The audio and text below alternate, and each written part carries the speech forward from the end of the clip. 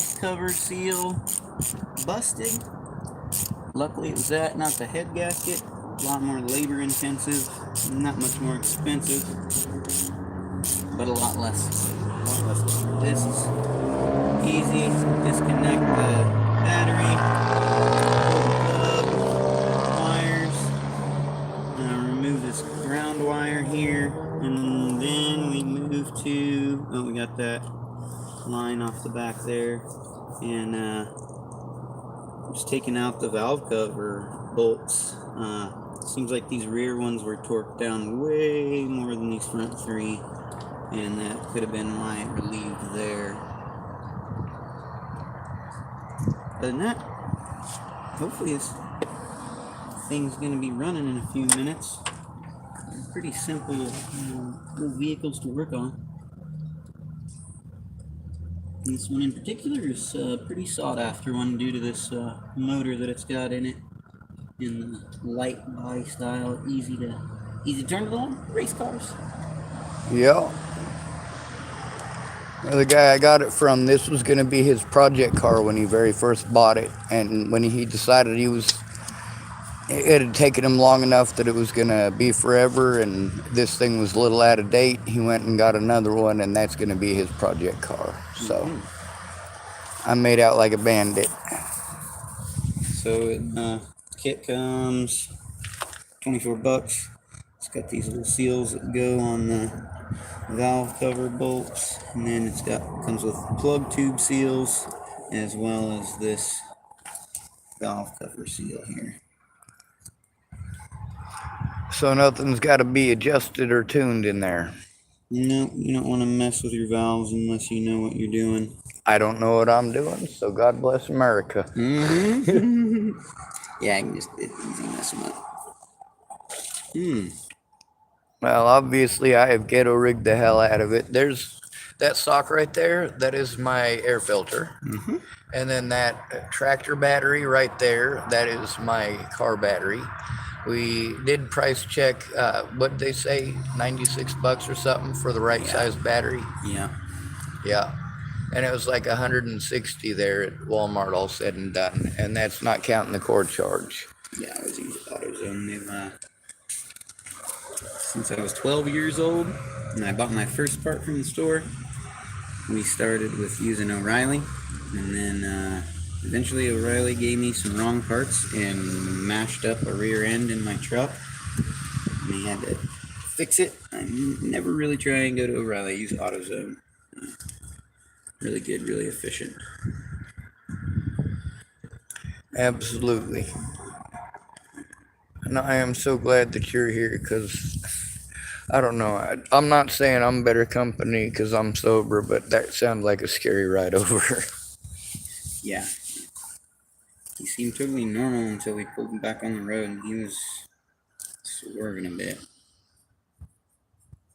Like big, he was taking the whole bike lane, and so I was like, "Hey man, you okay?" He's like, "Yeah, I'm fine." Well, might have been fine in his mind, but that's a scary situation to be in, and I've been there. I'm sure a lot of people have been there. Yeah, I'm not a big fan of getting in the car with people swerving around. Now, this is easier to fix than what's wrong with your truck, right?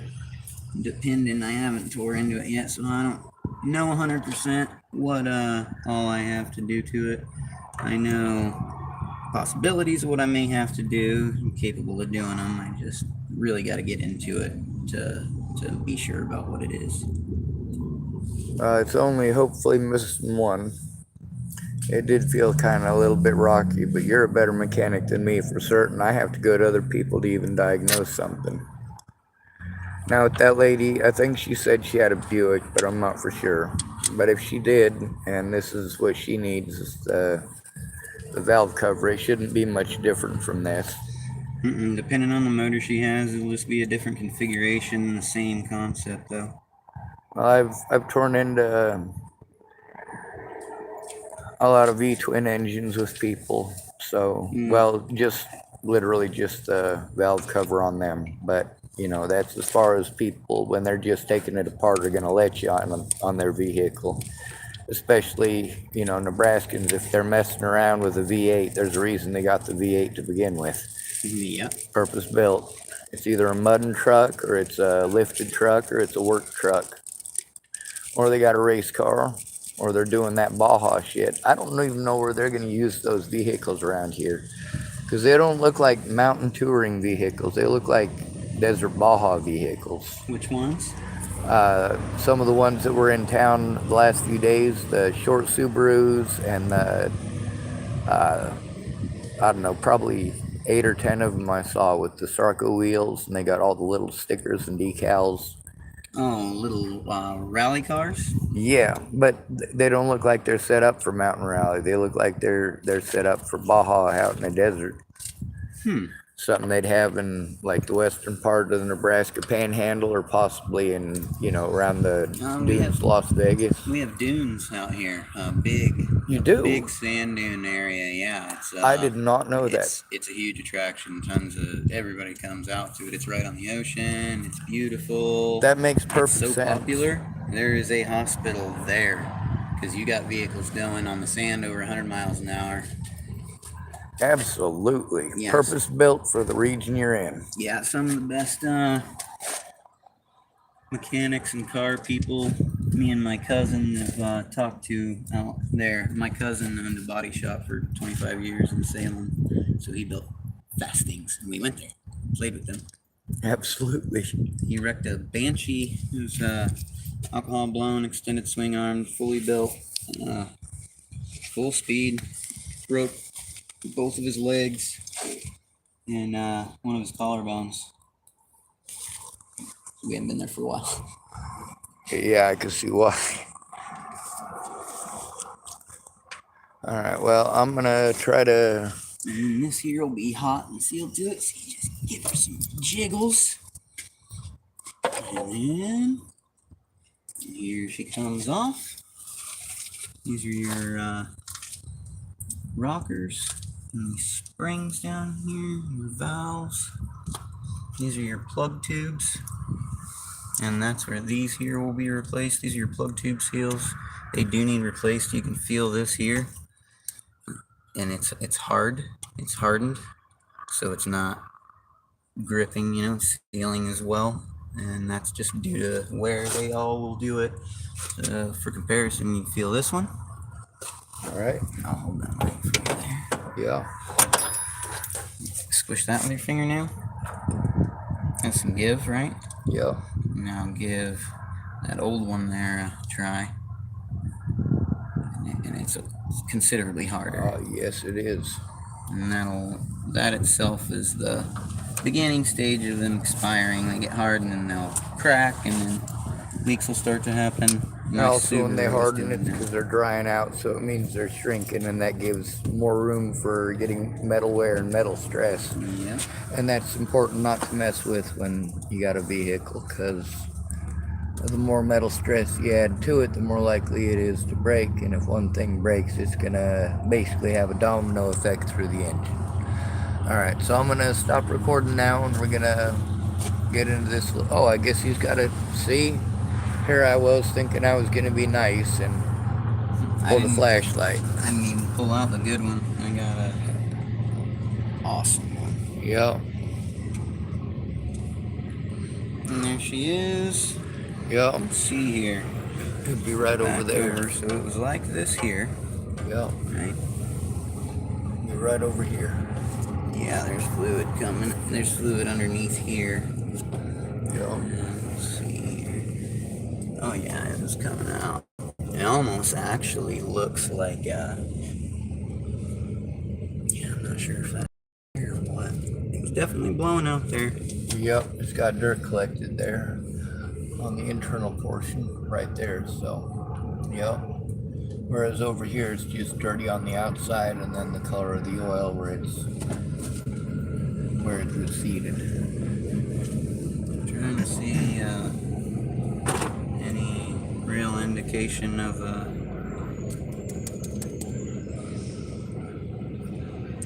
blemish that would allow it to leak so bad there. There's, like you were saying earlier, it might have just, the back was considerably tougher, and that, from a physics standpoint, that makes perfect sense. Might not have even needed to buy a new one. It might have just needed to be torqued down. Might have just barely warped a little bit from the heat. Yeah, it may have lived. It's done. It may get you by a little bit, but she's lived her life. What happens a lot is if you can get pliers on these and stretch them, sometimes you'll just find a itty bitty little fracture, and that under the pressure of the motor is gonna give you issues. Yeah, there shouldn't be when you take it out. If this was good and doing its job, and if it was torqued down correctly. Oh wow, it's it got a would not- dual cam in here. Is that what? No, those are the rocker arms. Yeah, that's a rocker roller, and this is your single overhead cam. I don't know exactly what's the deal with the VTEC. I don't know exactly how it works. Somehow opens up. Under that rocker arm right there is, or those rocker arms there is, in the center is where the camshaft is. And then that's attached through this piece right here to the crankshaft. And that makes them so that they rotate at an even rotation. And it'll actually open and close the valves twice for every explosion, which is pretty cool. An intake and an exhaust. But it's all done by the egg shape. It's pretty cool. That's what a cam is. All right. They've got those displaced lobes, and they hit that stuff just at the right time. Yep. And looking at this timing belt, it needs to be changed. It's got a crack in it right there. It's supposed to be maintenance at 60,000 miles on this car. All right, so that's going to be, I guess, the next project for me. You'll want to do it as soon as possible. If that breaks, that causes big issues. Yes, sir. And you can probably just throw that on tomorrow. Well, actually, no. Put your timing chain on is a little bit complicated. You can't, like we talked about earlier. You can't mess the timing up. On some motors, it'll allow them to travel too far and cause exponential damage. But if you mess with the timing, if you've got a rod that gets pushed through, it's doing it with every single rod. So the timing is important enough on that. Whereas if somebody says to adjust the timing, you should do it the right way. But there's also little tricks that people will tell you to do with the distributor. And if you try the distributor trick on the timing belt, you will not have an engine. All of your cylinders will blow out. It'll take about 30 seconds to the loudest shit you ever heard. Yeah, and that distributor isn't adjusting the timing belt. That's set. What's happened is this is off, so it's not, the timing isn't firing. Like, so say if my thumb was where it would fire, bam, and go up and travel through the plug to here, it's off a little bit. It'll be a little bit off time, and like you said, just a light adjustment, bam, and then that is the firing order. It puts the firing order in time. These. Well, I noticed that I was not the only person that you helped today. I was the third or fourth that you helped today.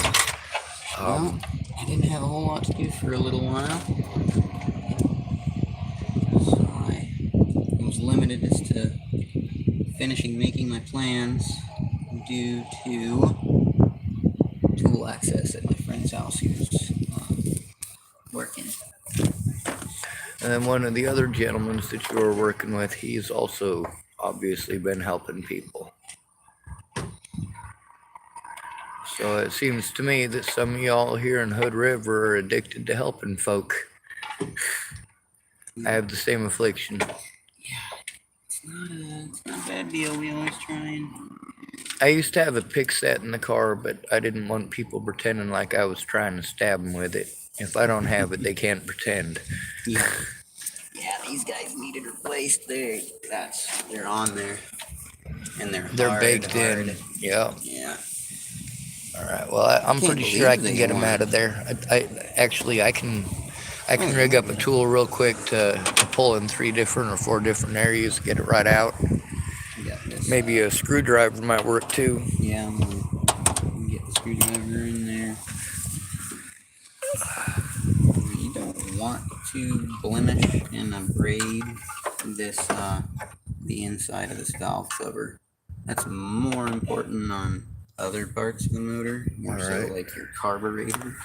You don't want to, people will poke little wires through to clean them, and that is not good. There's a piece of paper.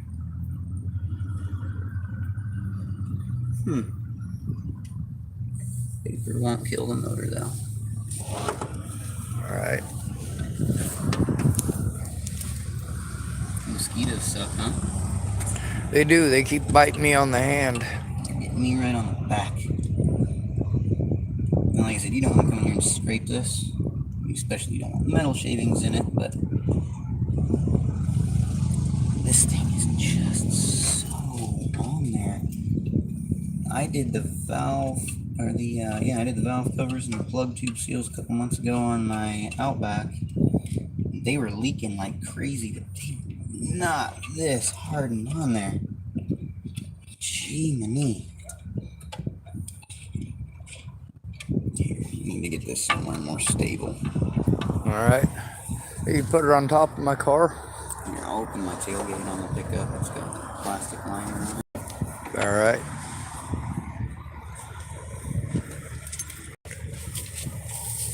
Well, we're learning something, huh, folks? There's, I don't know, I guess I got an addiction to good folks. I also actively seek decent folks, because when you're broke, that's basically what you live on, is the decency of others, and a lot of times all you've got to give is your decency. So the whole pay it forward thing has been a lot of people's lifestyle when you're broke. You do the best you can for others because you've been there, or because you got people that you care about that have been there. Some of all above and in between. Yeah, pay it forward is important. I really agree on sharing that. But, you know, you get what you give. And it seems like those of us that are more so righteous get tested and trialed and still persist with happiness through those hard times. And some folks are nasty and vile, live wealthy, happy lives, poisoned by being controlled by money, being so reliant upon it, making happiness for them.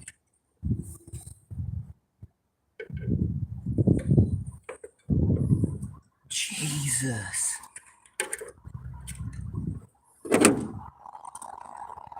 Dude, this is really surprising. I've never had one be so stuck in there, man.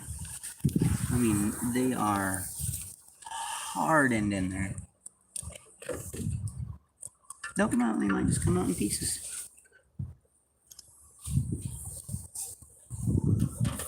Oh, wait, there we go. That might be a push. Yep.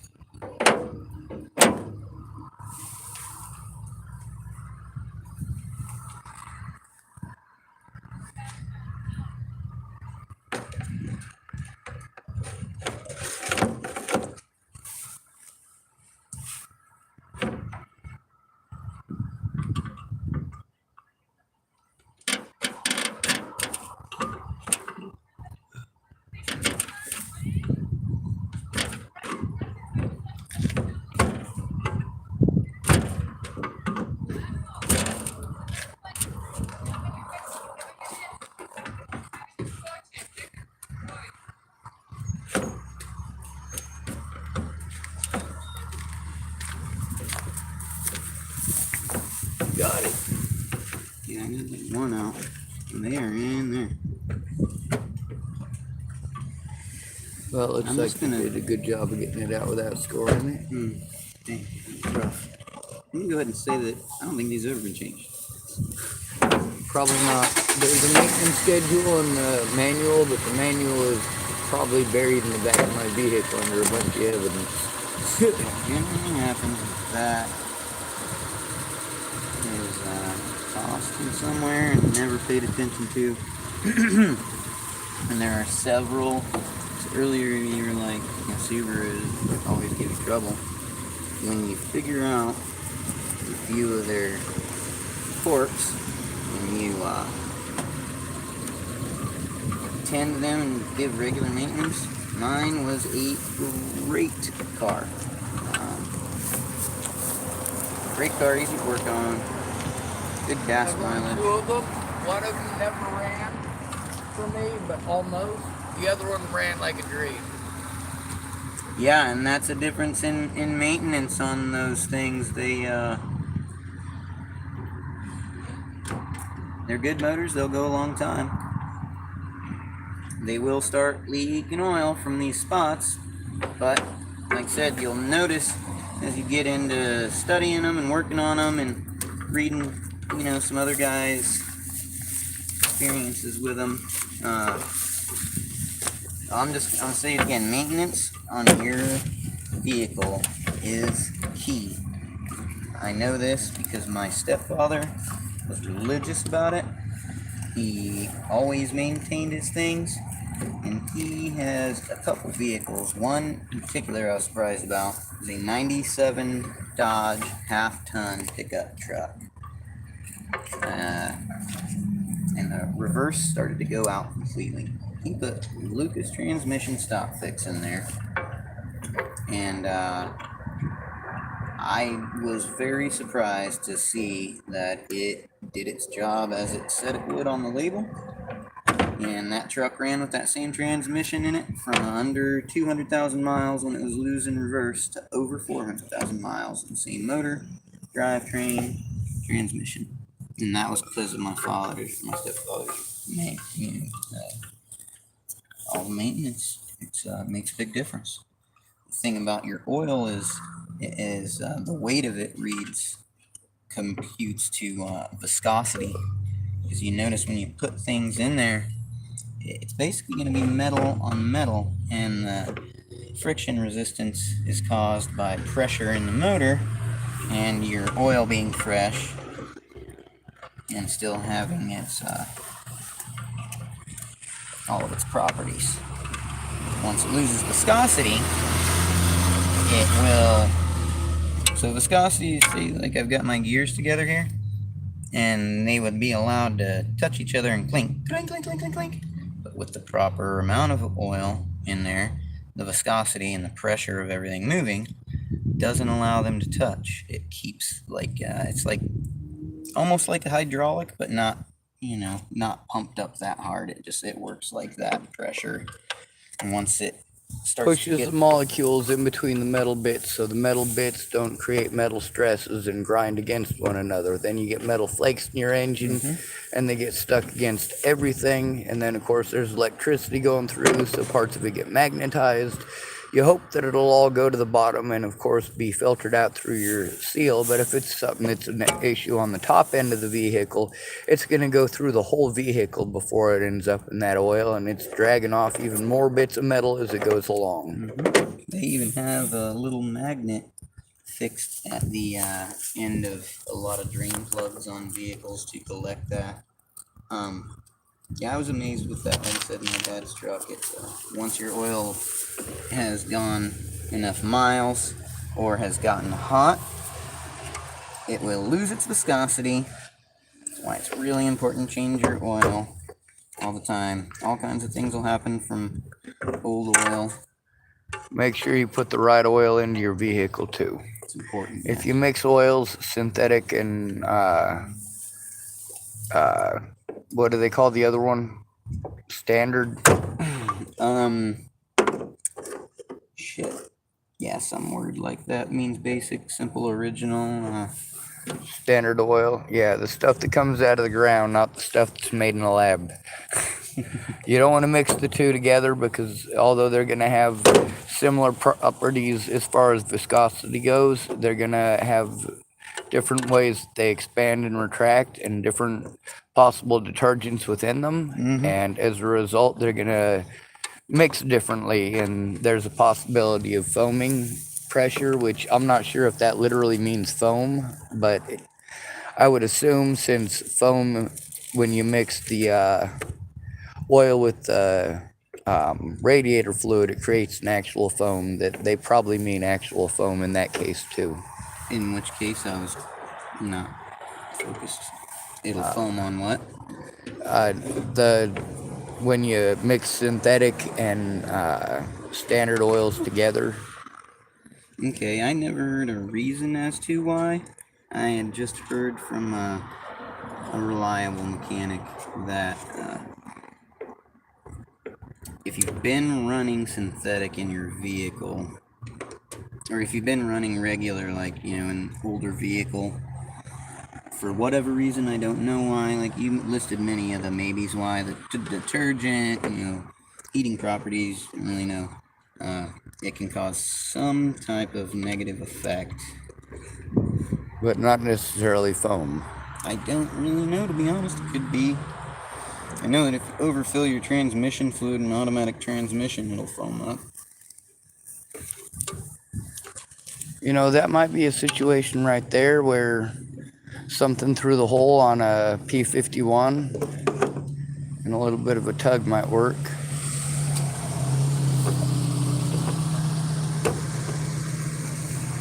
Man, like I said, I'm going to back that up and say I'm almost positive these have never been changed.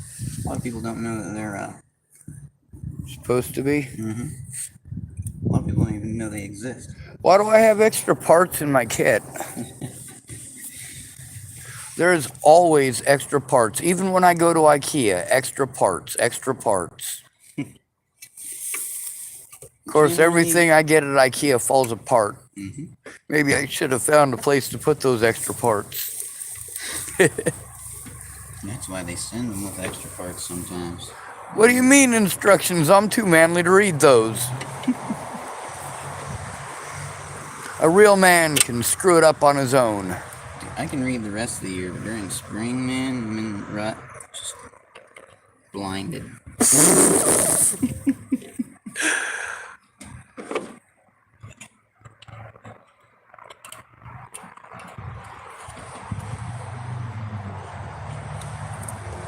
Alright, I think I can get that. Okay. Yeah, that one's... If anything gets scratched, I would like it to... Oh my god, that is way harder than those ones. This is... Oh my god, that's a rock. Alright, well, let me put my arms on there, and I'm just trying to push it with my thumb a little bit to get it broken up on this side where it's sealed up, because it seems you're not able to access that from the angle you were working on it. An idea. Doesn't look like I did any good though. Never know.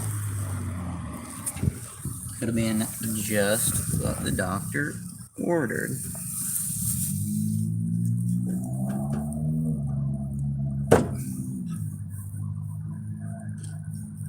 Alright. That's not on the metal, that's on the inside lip of this right in there.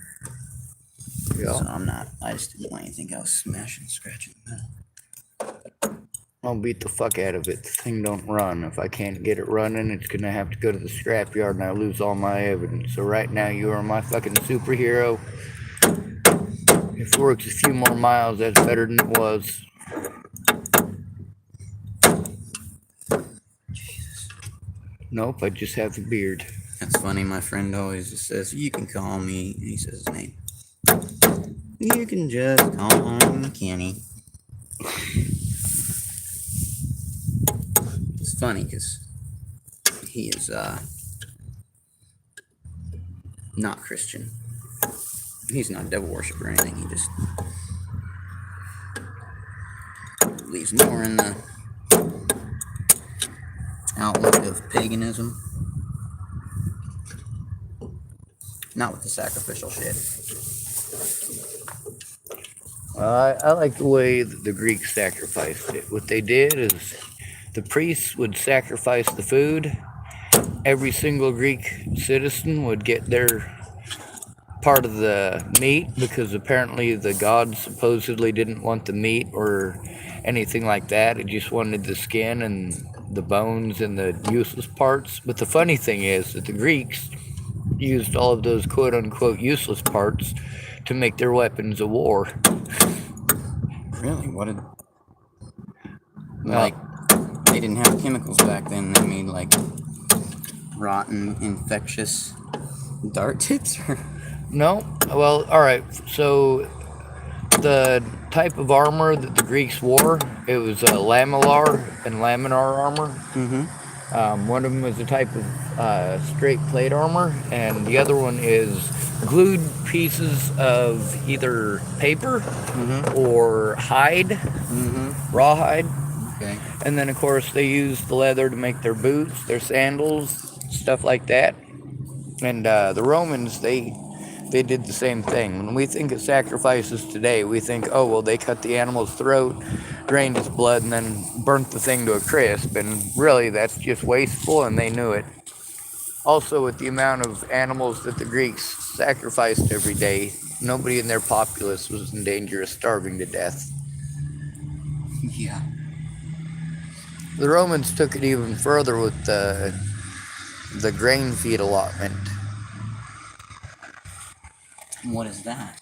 Well, every single Roman citizen who was male and a free citizen was allowed an allotment of 2 people worth of wheat for a month, or grain. Mm-hmm. And so nobody was going to starve to death as long as you didn't have a whole bunch of people there.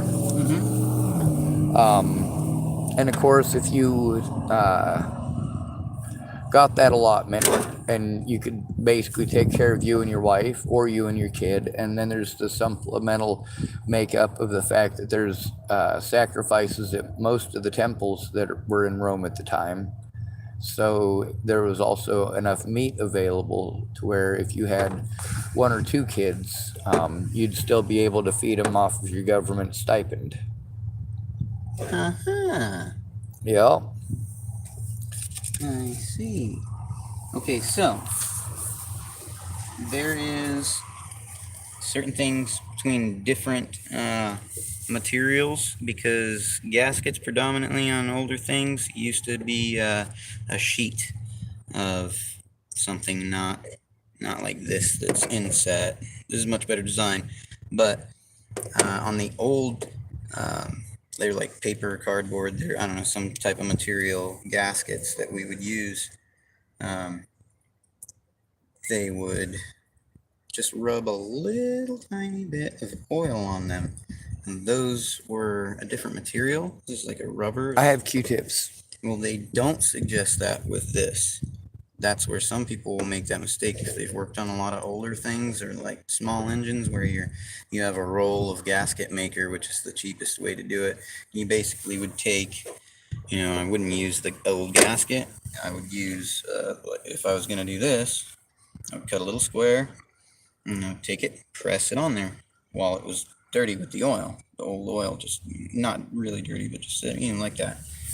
And then that transfers onto that piece of gasket maker, and you cut it out with scissors or X-Acto knife or whatever you got, and then just dab it with a little bit of oil and seal it down. And that seemed to work really well. I don't know exactly the rhyme or reason behind it. That's just what the old fellers told me to do. Now these, we want this whole area. These.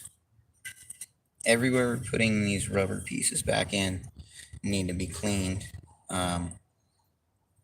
Because like I said, the viscosity, it works the same. If you press this thing down in there and there's a little bitty bit of oil and it's holding it out, thousandth of an inch, it ain't supposed to be like that. Motors are particular sometimes. All right. I probably ought to tear my rag into pieces. I did wipe off the oil that was on there because, like, right here where there was that dirt that was attached to it. I wanted to make sure it came off of there. Mm-hmm. But that right there where that dirt had collected, actually where the seal was sitting right in through here, that's literally where it broke. So we definitely got the right part off. I also wiped it up here and across the top there. I didn't focus on the rounded parts here because I don't want to disturb anything that's on them in either direction, because that wouldn't be good.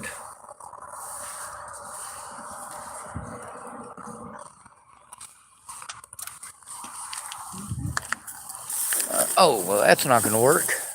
I just realized you're the one with the headlamp, so wiping those out ain't going to function at the moment. That's funny. I do that with my kids sometimes when we're doing stuff. I just give the headlamps to them, and then I go to turn. I'm like, well, I'm blinded. I'm just feeling here. The threads in there looked a little marred up. Make sure that they're not all the way down in there. This has a belly. It doesn't continue. All right.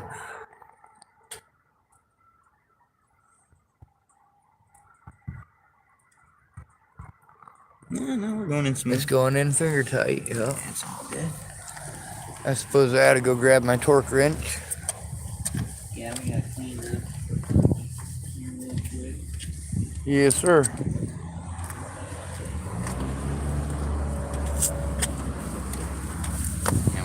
Doing all this in the parking lot. Quick fix. Budget style. Yep, this should optimally be done in a vacuum sealed container, such as a garage or a shop, where there's no wind that's going to disturb any debris or carrying it onto your project. But you know what? We's broke folk. Yeah. Well, not having things and developing ingenuity has made my life a lot funner with my childhood toys and things. You know, like. Yeah, it was pretty ingenious too. When I realized that my sister's evil Amazon Barbies were twice the size of my G.I. Joes, well, they went and had themselves a good old-fashioned Comanche raid, got themselves some horses, just like in the cowboy movies. That's fun. Yep. Had to go raid my sister's room for her My Little Ponies. That way my G.I. Joes had something to ride into battle against the evil Amazon Barbies. Boy, oh boy, I had an imagination when I was a little shithead. Yeah? Yeah, I loved playing around when I was a kid. We did, you were talking about bow making earlier. We started developing our skills in the backyard with just saplings. And then it went from there to where we dry things out and actually dry staves. And that's what you make those out of. And we were doing those little ones, 20, 25, 30 pounds of pressure with the green wood. When we took time to use some seasoned wood, and started learning some more about them and carve those things down and sand them down. We used wood. We used tools, in the shop when we were kids. We weren't really interested in doing it fully primitively, which I have developed the skills for now throughout life. But back then, we'd make bows that you could shoot an arrow and stick into a live tree. And we would just make them and heat harden them, not over a fire. You make a little V in wood and you just rub your arrow or spear tip in it. And eventually the friction and the sugar and the sap will heat and harden, and you got a hardened tip. And then you do use the fire, you get the arrow wet, and you, at the high point of the fire, you get it in there and it will bend. Maybe not perfectly straight, but it will manipulate that wood into a straighter shot. And we could shoot those arrows into trees at about 40 yards. And that is the way you're supposed to do it. Yep. Arrow tips weren't a necessity when it came to arrows. You needed weight at the far end, which means if you know how to taper it. Hmm. Yeah, we didn't learn that until way later in life. I don't remember exactly the style that you use those full taper arrows in. I know they make atlatl darts like that. Yo. Made some atlatls Well, by they're hand before. I they're learned mostly for eventually. like some of the trick shooting and show shooting. But you Hmm. can shoot that stuff straight into the side of a barn. It'll go, probably a good inch into the barn, and it's only just the slightest to taper at the very end. I have only uh, gotten fish with them. I have made them before, and they're really good. I can launch them. Never got a shot at a deer, but where my mother lives in Missouri, I go sometimes and visit. Spent some of my years down there. Uh, Some of the stun darts are cool too, in my opinion. yeah, I mean, there's a bunch of fun stuff. I have fully developed the skills to completely build a exactly accurate to the way our uh, Oregon natives would do it, and they preferred the yew tree due to its heartwood, and they would take a yew tree 4 to 6 inches round, and then they would split it down the center. So there's a light colored wood on the outside, and then there's the heartwood on the inside, red color, and it's harder. So they would split that, and then they would dry it, and they call them staves. Yep. And then they'll start carving it down, and the inside and the outside become two different. It's like you would laminate wood together, right? But it's naturally there. So then you just carve that solid piece down. No adhesives, no nothing, none of that. Make your string either out of sinew, or another thing they would use, they got from, I don't know exactly where they got a hold of flaxseed, but they would take flaxseed stem and use that. It was strong enough to be used on a 75-pound bow made by an Oregon professor out of all materials, just exactly like the natives would do it from here. He got some obsidian from Glass Buttes. He napped that. He uh, fixed it all with the sap, the pine tar glue that they make, and then he used feathers from, I don't know exactly what bird, but the preferred bird they like to use. He had the right arrow shafts. He did everything. If you had all the right material and you traveled around and had everything to make the best bow, then that's what he did, and it was amazing. He built a In bow that had Nebraska, a it would have been 75. orange Osage. Okay, yeah.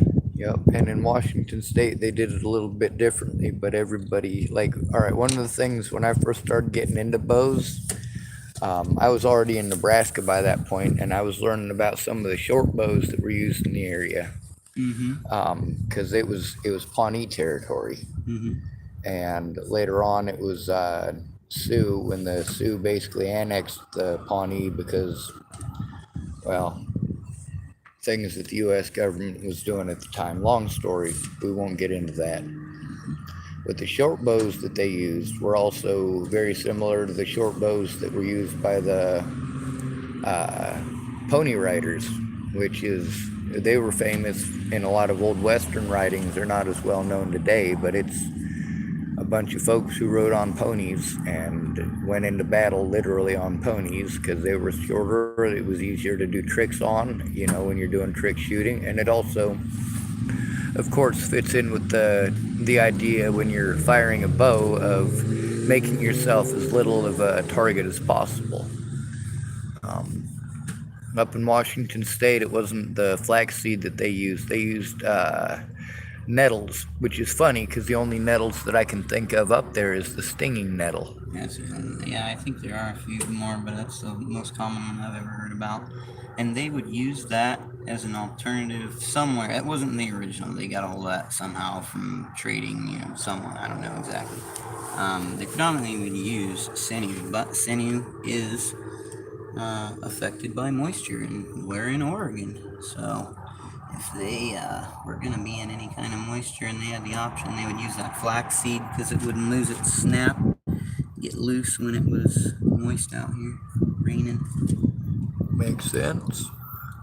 And then he continued to more videos, and he went up and found a beautiful picturesque tree that had a nice Y in it, natural tree stand, and he shot himself a beautiful Oregon buck with that bow just to show it was all doable.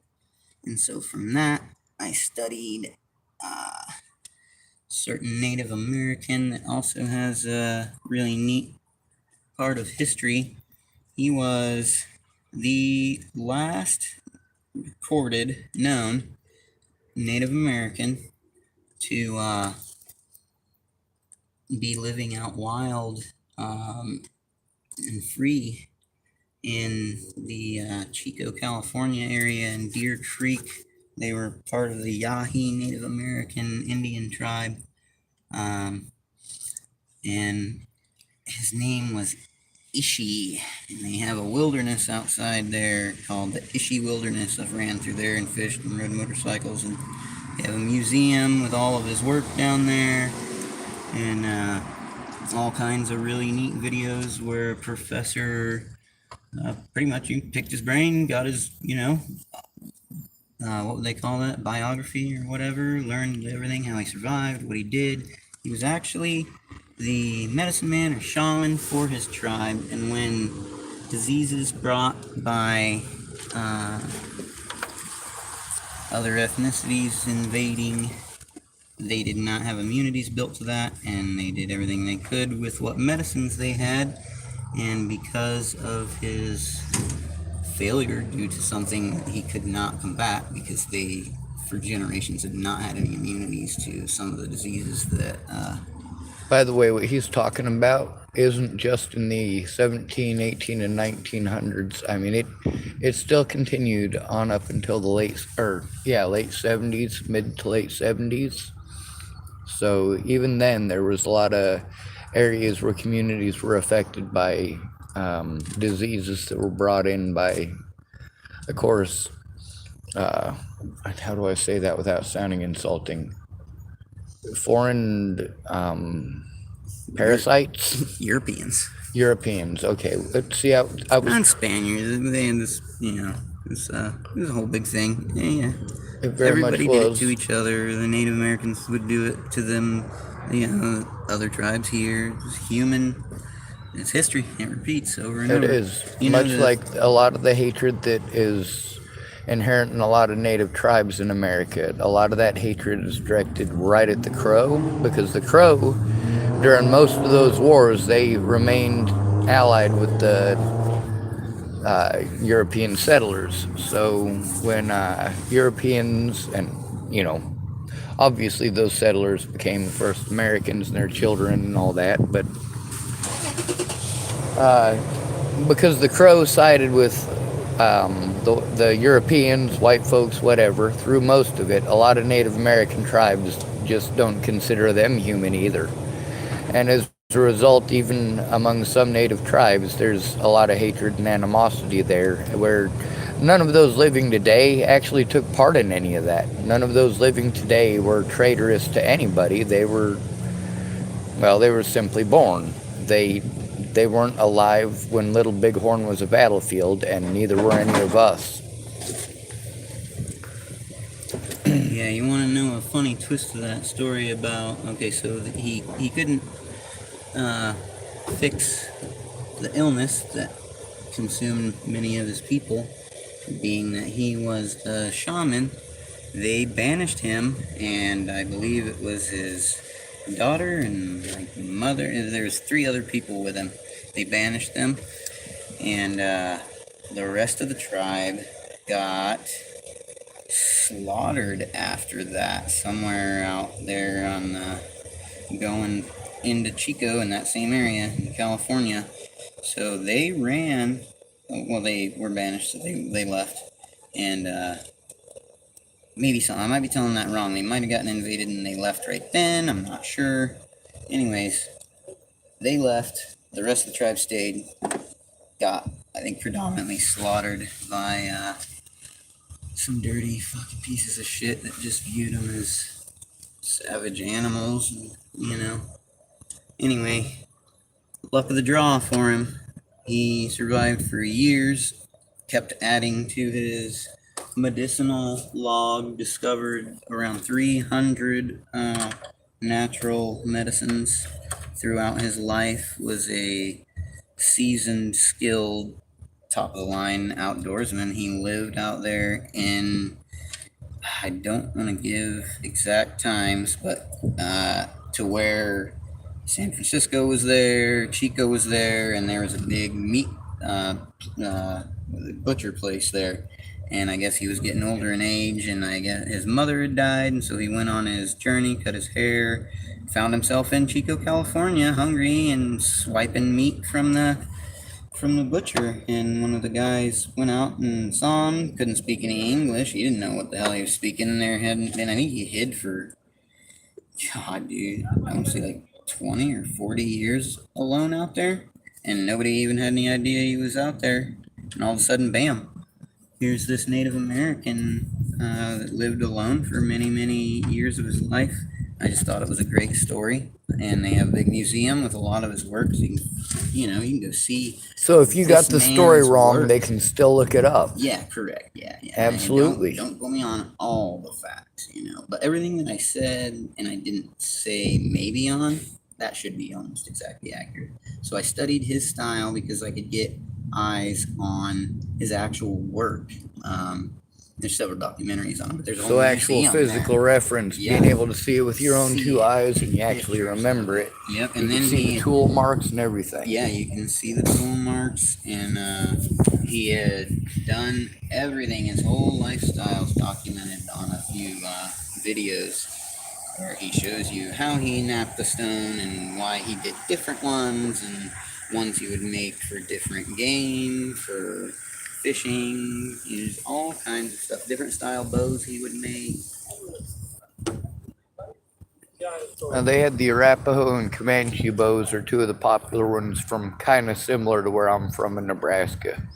The Pawnee was the most predominant though, because Chapel, Nebraska is only a few miles from what's considered Pawnee territory, but there was a pretty big buffer there where it was a buffalo run. Chapel, Nebraska is right square in the middle of a buffalo run, and that goes through Cheyenne territory, goes through Pawnee territory. So they're all going after the same dinner, huh? Yep. Well, it was a good trail. Actually, the buffalo in that area, they pounded the ground over centuries of grazing the same area and making the same seasonal trip. The rut through there is almost 60 feet or so lower than the surrounding terrain. Oh, wow. And it kind of has a slow roll to it. The reason for the slow roll is because, it's been pounded under that many feet. So it's not, sharp edges like it is here against the river in places where it was a landslide and then it leaves a sharp edge. Okay. And then it's a floodplain too, because you can't have a valley like that without rain wanting to collect in it. So then the valley helps to dig itself out even further and carry out all of the dust that's been made loose. Mm-hmm. Yeah, I studied his style of bow making first, and I did not adventure on making a sick ass bow.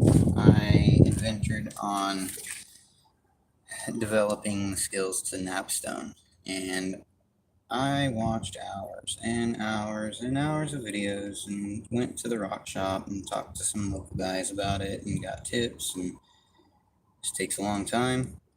Each kind of obsidian or stone that you're doing is much different. I can nap the shard off of a piece of obsidian well enough to make a functional tip, but just functional. I can't do any of the fancy stuff. Yeah, I went from making them functional to being able to make them, just perfect. I made hearts and circles and squares, and then I would etch on them, particularly at the time for my mother-in-law.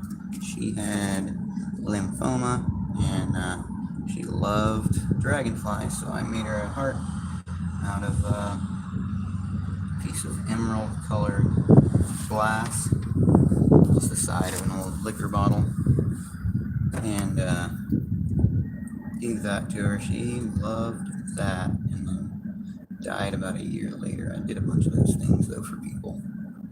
But yeah, developing the skills to be able to hone an arrowhead is hours and hours and hours of practice and patience, and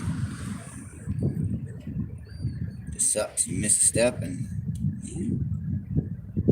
you're sprayed. Alright, so since they're hardened, they won't go over that piece, right? They aren't wanting to. That's why I got these cutters. I've had to do this part a few times before. We don't have to cut the metal, actually. We just got to cut that rubber piece, and the metal's got a big enough gap to slide over.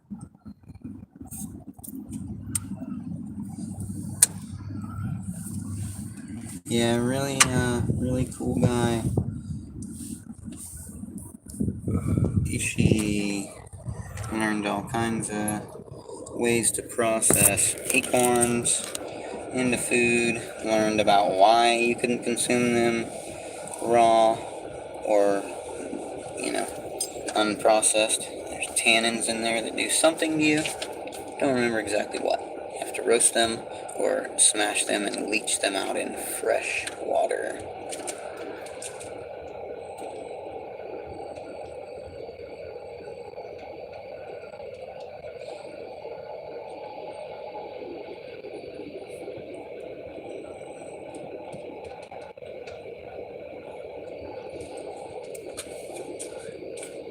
Alright, I don't know how you guys feel about it, but this guy didn't charge me anything to do this. And of course, it's taken longer than 10 minutes because, of course, we've been talking a lot and it's got dark. Well, like I said, that maintenance thing's part of it. If these hadn't have been so stuck on, we would have been in and out of here. Yeah, those are rocks. Yeah, like I said, I'm going to say that they probably have never been replaced. Or maybe once. It's got 160,000 on it, you said? Oh no, it's got over 600,000. Over 600,000? Yeah, I got this car? Yeah, well, the guy I got it from, his name's Wendell McPhee. Mm-hmm. And this was going to be his project car. He took damn good care of it. It's falling apart because it's just older than Jesus. And also, I'm not very good with it. You can see what I did with the battery there. I got a fucking tractor battery in a roller skate. That's the reason I had to use a sock as the air filter, is because I couldn't afford to get the battery. And then, of course, I go down to AutoZone and they got the battery, and it's almost $100 less than at Walmart. Because at Walmart, the one that they had that is close enough is $149. The one that is actually the one that's supposed to go in the car is $169, and then they got the extra charge on top of that, so it's like ends up being $190 something. That's expensive. It is, or $180 something, but almost $190. Oh.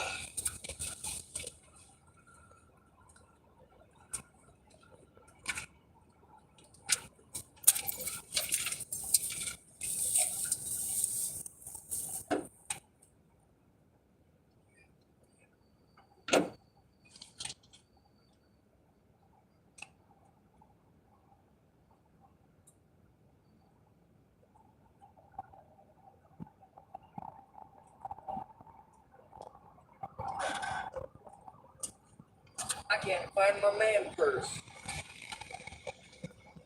Did I put it on your tailgate? Yeah. Yes, I did. Very good.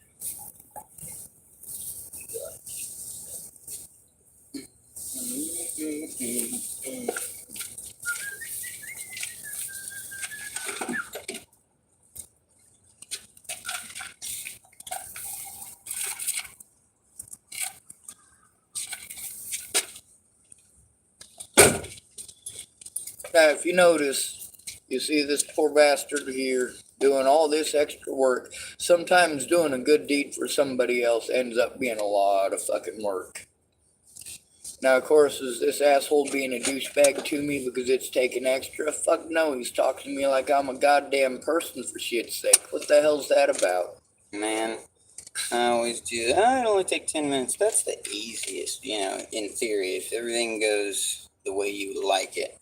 Like I said, I did the valve covers and, the valve seals, valve cover seals, plug tube seals, and then these little seals that go on here on the bolts. So here's On the my question, Subaru in YouTube. like 15 minutes. Do I get to pretend like he's a bad person when he's spending even more time to try to help me? I don't think it's okay. I think we should be grateful for the help that we're getting. And you know what? It wouldn't have a chance in hell if it was just me, because I don't have the confidence nor the experience to not screw it up. Seeing it done, though, I am fairly certain that if need be, I could repair it myself after this if I have a similar issue or if I get a similar vehicle. Oh, yeah. Yeah, when I was a youngster, it was always just really intimidating, and my stepfather would make me get into it, and it wasn't too bad, because the thing is, try not to break that part, but if you do break it, they make a replacement for everything in this vehicle. Yep. He always said, everything's fixable no matter how bad it is. Plus, it's wrecked and crunched up. You can't really do much if it's total too bad. But mechanics-wise, just depending on how much money you want to spend, how bad your problem is, you can always fix it. When I got my Subaru specifically because I wanted to use the boxer engine in it to put in an airplane, home built. Oh, man. Mm-hmm. That would be a meticulous build. Yeah, I even had the airplane picked out that I wanted to make. What was it? A Fokker Drydecker, a Fokker DR-1, World War I airplane. Okay. But I wanted to make it, I wanted to make it original, just like they do with the Shuttleworth collection. Mm-hmm. They'll make it, out of original parts, original materials. If they have to recast something and make it the way that it was done back in the day, they'll do it. And there's a company out of New Zealand that does most of that specialization. A lot of those mechanics are either, some of them are former fighter pilots in modern aircraft, because there's no World War I fighter pilots left alive. But these guys, they go through and use the original plans and everything, and they make that stuff. And I thought, I could make one out of similar materials, not the same exact ones that they would have access to, because I don't have access to any of the specialized woods you can only get in Germany. But we have American counterparts. Also, we got to understand that American counterparts don't necessarily mean that it's the same tree. Like here in Oregon, we have the Oregon white pine, which is, it's not as seaworthy as the eastern white pine.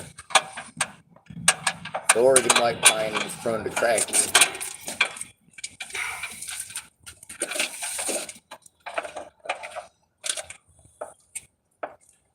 It's both too dense and too succulent at the same time. I love the succulents out here. They're so pretty.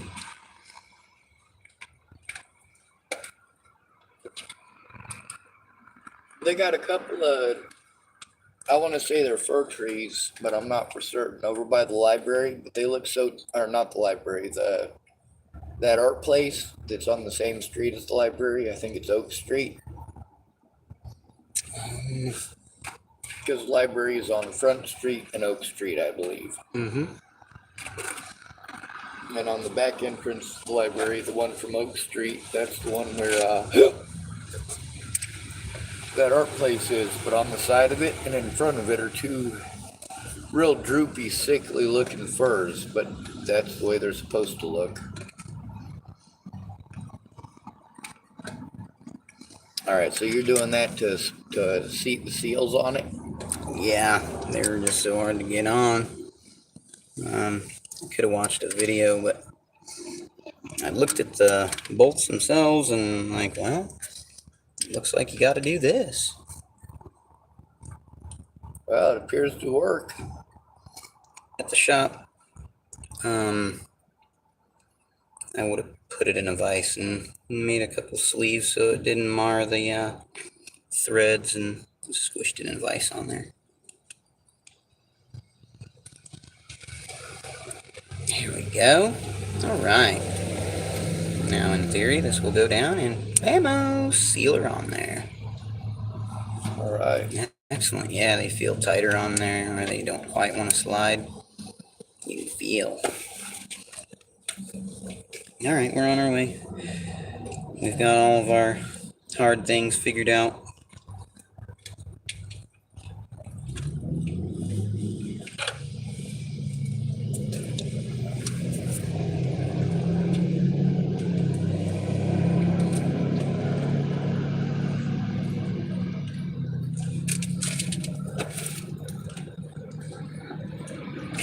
Well, ultimately, I'd like to find a good set of blackberry bushes somewhere along the river trail there, probably a little bit higher up. If I gotta march 100 yards down a steep cliff to get to the water, that's what I gotta do. But I gotta have the blackberry bush. That's the part that keeps me safe and keeps anybody from ever finding my house. Mm-hmm. I know where there's some nice patches of dense blackberry just up the road here. About I don't know, depending on how dry the ground is and how fast you can move down pretty steep grade, it's 150, 200 yards down to the river. And it's about a half a mile up the hill there.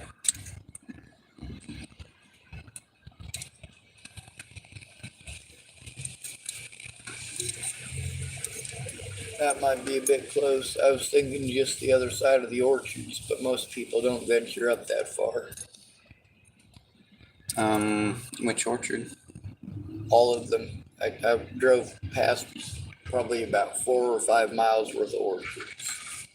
And that will continue for another 20 miles. Oh, geez, that is way too close for people. But the orchards can get pretty vast, and there are bears all over here. Bears? Yeah, seen Nice. from here. I think we're in town, and you see those lights on the other side of the hill back there? Yeah. I was straight down below them on the riverbed a couple years ago. Me and another fisherman friend of mine, we're down there fishing trout, and this river is bubbling through the rocks. Can't really hear much. You're about 40 yards away. I see him waving his arms. I look up, and he's yelling something. I'm like, what? He puts his arms up, puts claws out his fingers, and he's like, bear behind you. And I look back. I was on a big rock I hopped out on the river, and this bear was thin, early summertime, and it walked across that river about 5 feet deep of rapids like there was no water there. It was a big bear. It didn't notice we were there until it got out of the water, and it smelled us and stood up and started smelling, and then it saw us. And he had come up to me at that point, my friend, and the bear was about 40 yards off, and we looked at each other and just in sync looked at it, raised our arms, yelled, picked up rocks, threw them, and that bear scaled a hill a human would not be able to think about climbing up unless they put a rope on it, and it did it in like 3 bounds. It was crazy. He never bothered us, but it was a eye-opening experience. Well, my phone's down to about 5% charge, so I'm plugging it in.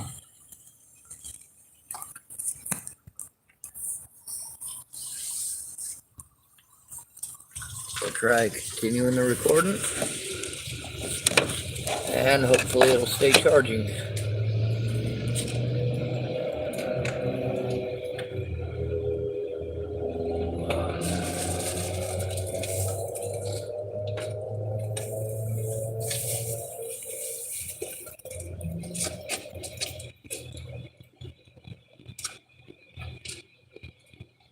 And like I said, when I made that video about that gentleman who came by with pizza and gave me a couple free slices of pizza, this is the guy who did that. So, I don't know. I guess there's something to be said for broke folk who got skills. A lot of the folk I know out on the streets, they got a lot of construction skills, a lot of experience. There's not a whole lot of new stuff being built. Also, a lot of these guys out here, they got injured working construction. And some of those injuries, it's not like it happened all at once. It was just over time. They just slowly got worn down. Their body parts got worn down. Carrying too much heavy shit on your shoulders, you end up getting your cartilage wearing down, and then your bone starts grinding, and you're still working because you're a man. You're a man. Well, eventually, that "you're a man" crap turns into you spending 30 years of your life carrying around heavy shit, and your body just stops. It's not going to do it anymore. It refuses to work on you. You can will it all you want, but it's just not gonna happen. I love this old song. I haven't heard it for a long time, but you made me think of it. It's I don't know the name of it. The words are funny. It's this woman singing in an old-timey band, and she says, "Work your fingers to the bone. What do you get? Bony fingers, bony fingers." I thought that was hilarious. That is hilarious. Mm-hmm. Yeah, man, I don't know, these,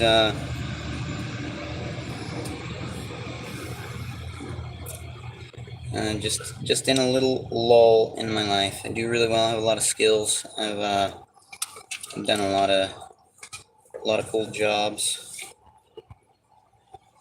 I'm well-rounded. We lived way out in the woods up here in the mountains, so sometimes you couldn't get things for a while. Ordering stuff used to be a lot different than it is now. It was just like, "Oh brother, where art thou?"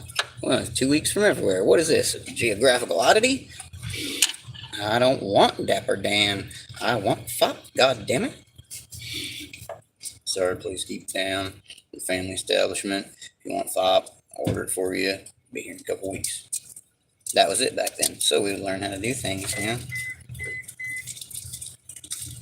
I've never seen that movie, but I know it's got George Clooney in it because It's hilarious, man. he was supposed to be like the sexiest man in America, so everybody had to talk about him. Woohoo. Kind of like Brad Pitt, Denzel Washington. Mm-hmm. He's got a pretty face. I'm gonna tell you what, sir. You got a pretty mouth.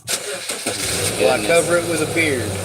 I've swam and played in the lake that was dammed up during that movie Deliverance. It's Table Rock Lake in Missouri, I believe, or Taneycoma. I'm pretty sure it was one of those two. Anyways, either way, it was the White River that was dammed up, and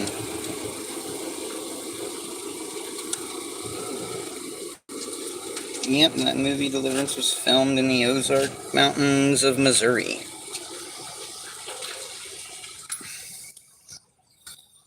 Alright, well, I happen to know that one of the two of us is about to go break the law right now. Don't tell anybody, but I'm going to use the outdoor potty. Alright. No worries. Of course, it's recorded live on YouTube. Everyone's going to know anyway. We're the only animals that I know of that shit inside our dens. Lots of birds, also beavers do as well. Okay.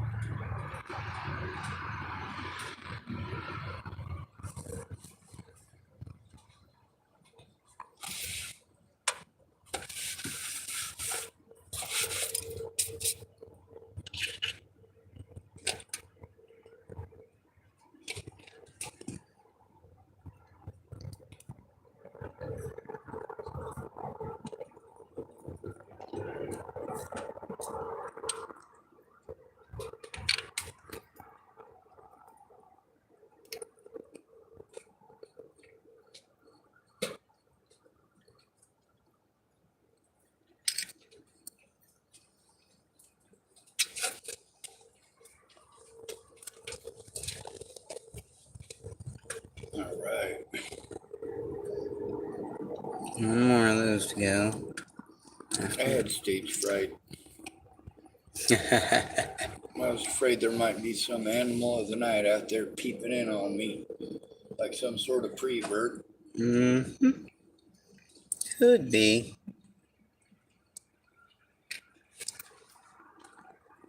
Well, I gotta be scared. You was talking about bears, and I know them bears be bare naked.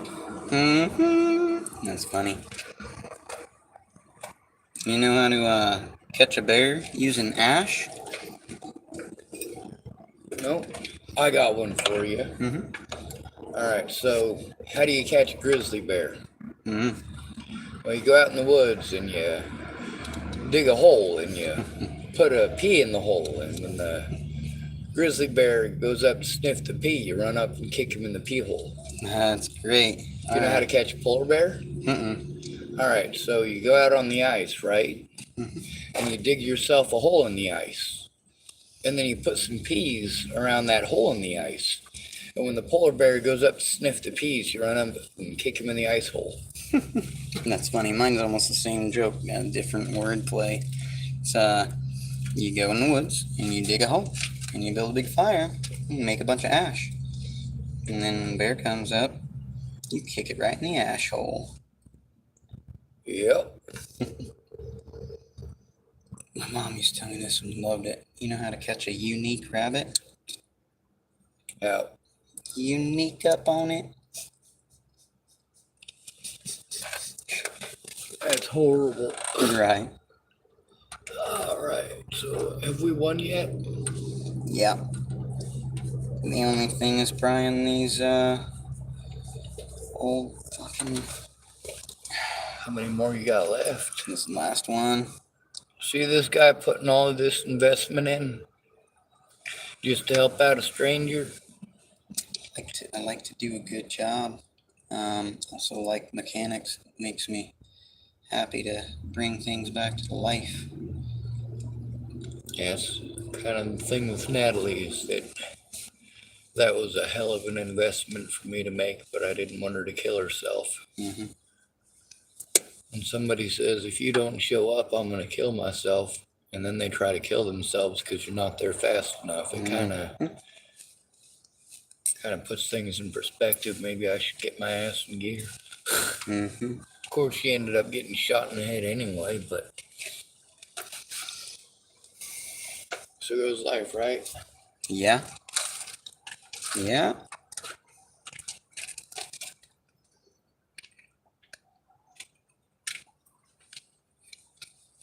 Yeah, I've mostly been trying to collect good people, folks who believe in being good to others, and also people who really don't like child molesters. Yeah. Yeah, that ain't good. I got kids. And I love them. If somebody did something like that, I would not be able to, I don't know. Hopefully I never have to see what I would do in that situation. Unfortunately, the cops have proven themselves to be entirely inept at catching them or doing anything about them in most cases, especially in western Nebraska where it's about popularity. Yeah, it's like that here too. Small town bullshit. And like I said, we developed these skills just over a sequence of pairing, you know. My family, and my mom's side of the family were wealthy. My grandfather was a lawyer and eventually a district attorney in the town they lived in. And they were just frugal. They weren't poor. They just didn't really like spending their money. My problem is, I like spending my money. And I don't know how to manage it very well. I do pretty well, actually. I just haven't been working a few months here since May.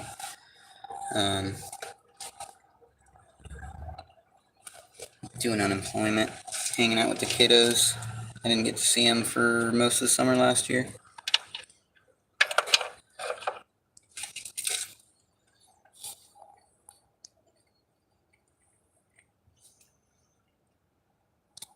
Alright, those guys are all ready to go. Family time is absolutely important. Mm-hmm. When you're working all the time, somebody else is raising your kids. Mm-hmm.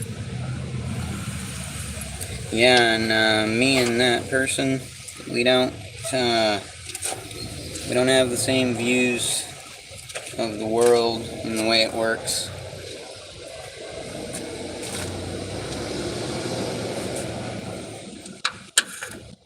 And that is all I'll say about that.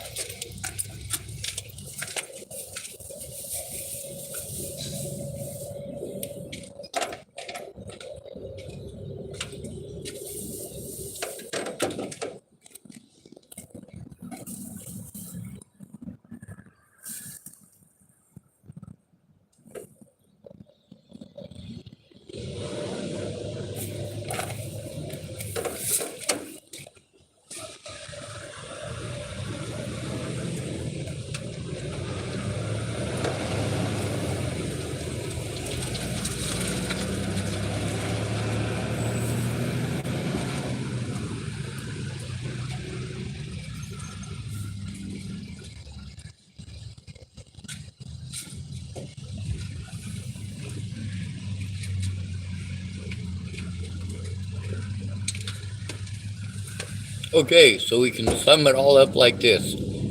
Step 1, take everything apart. Step 2, put it all back together again.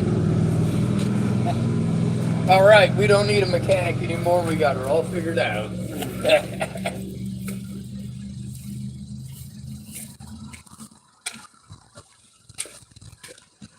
Rawr.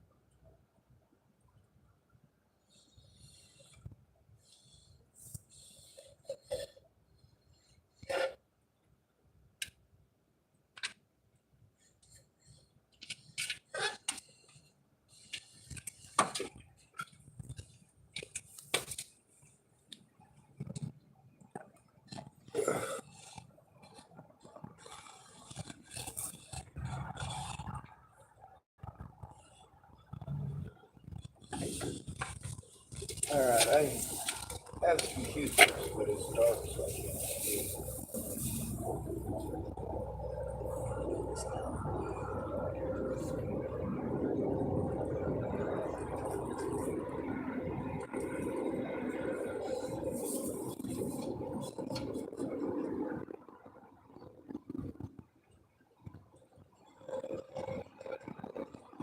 This feels slow.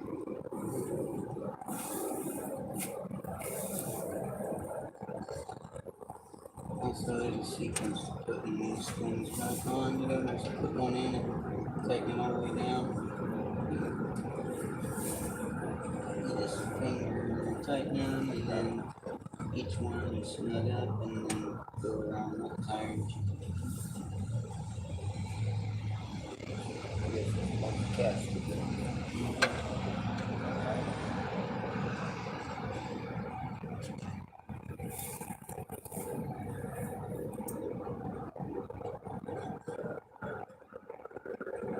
Okay.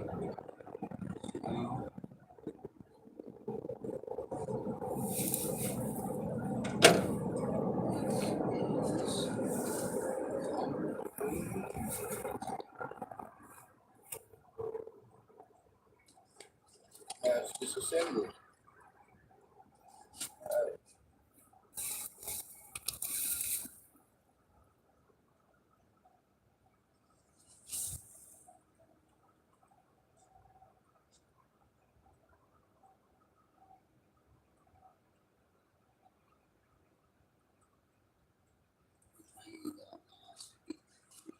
Then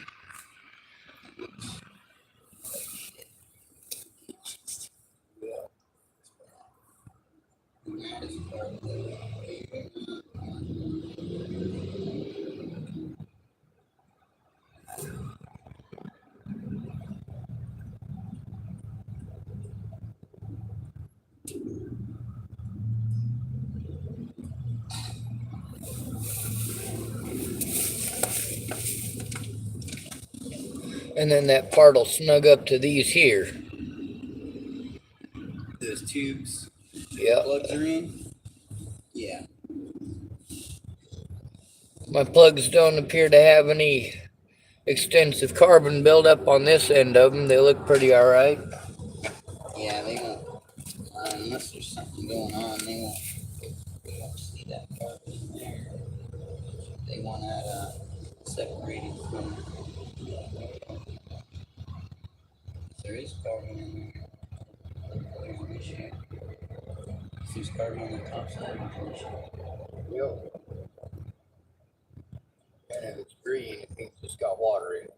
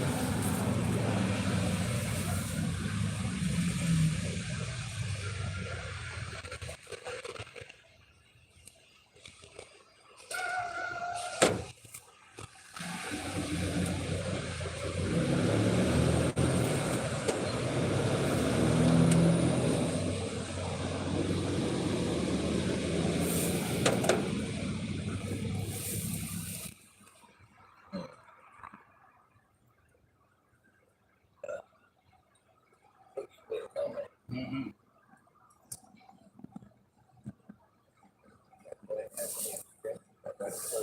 Oh yeah, no, it was the same for me. You got it over here. It's just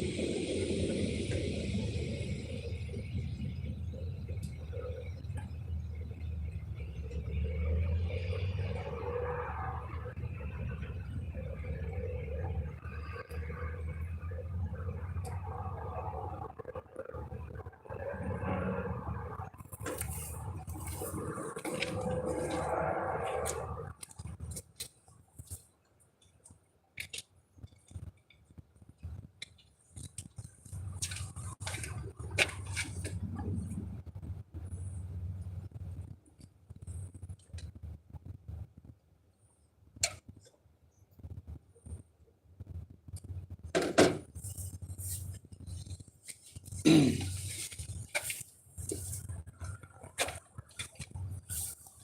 right, so as soon as we got this back together, I suppose I had to try to get a jump and drive it into the gas station that's open, the Shell station, and see how well it does on the way there and back.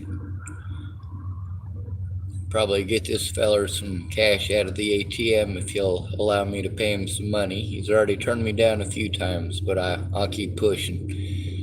Of course, if he just wants artwork, that can be done too, but obviously this is labor intensive.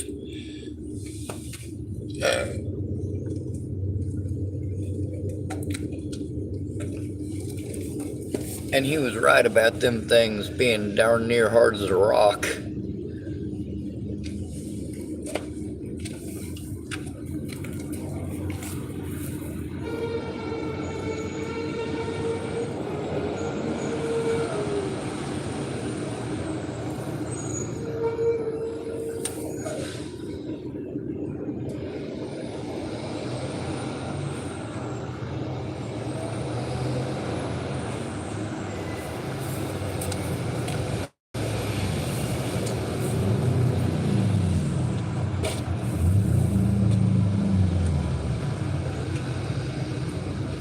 Also, I'm assuming it's probably going to be tightened on there on a rotation like he was saying earlier, similar to a tire. You tighten them all down hand tight and then tighten each one in a star formation on a tire until it's good and solid on there.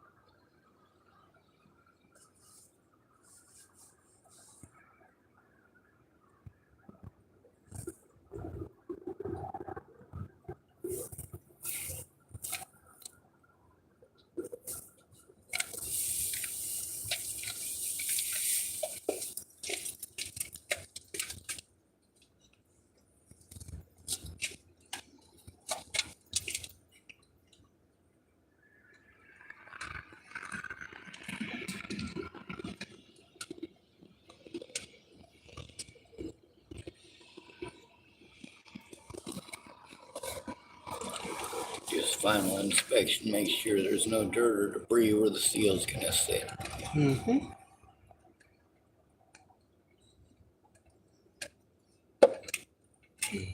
Do me a favor.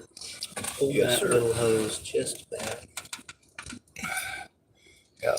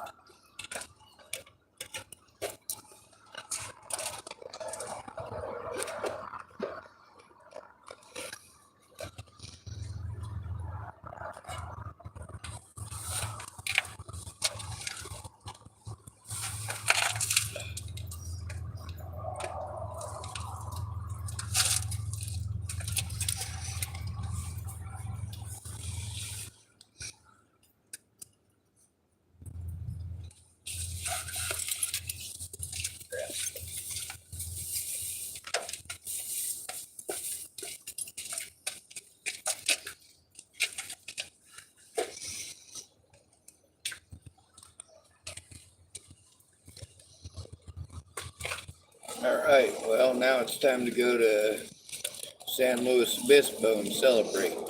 Mm-hmm. I'll go hang out with some rich old people who don't like people with beards. It'd be lots of fun.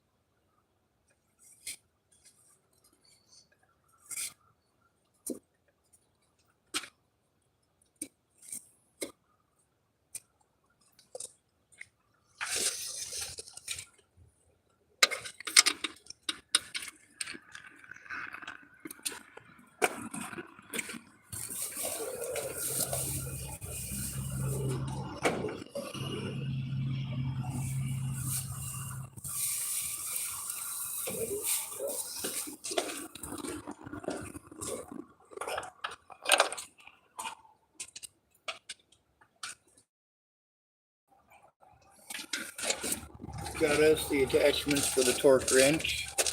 Wasn't sure exactly which one to get, but they were either $7 a piece or 4 for $12. So we made out like, well, pretty good, because pretty much any adapter setting that I need, I've got the adapters to do so. Did we buy the Duralast brand? Let me see. Yep. Right, you know what's cool about those? What? They got a fucking lifetime warranty. Doesn't matter what you do to it. You snap it right in half, go down to AutoZone, hand it to them, tell them you need another one, please. Oh, wow, I got one of them off. That's amazing. These things are so hard to get off of there.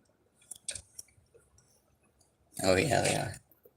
Yeah, Duralast, pretty decent brand I've used a lot. And it's real handy. You can light their lifetime warranty on their tools, so you can bring them back. It's awful sad when you over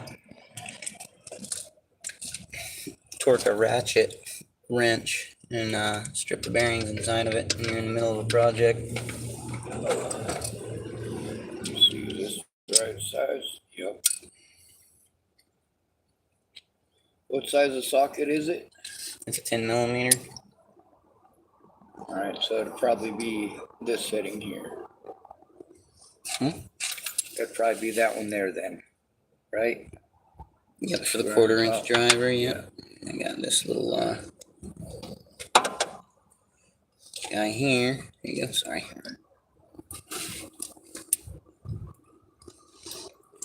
This guy in there.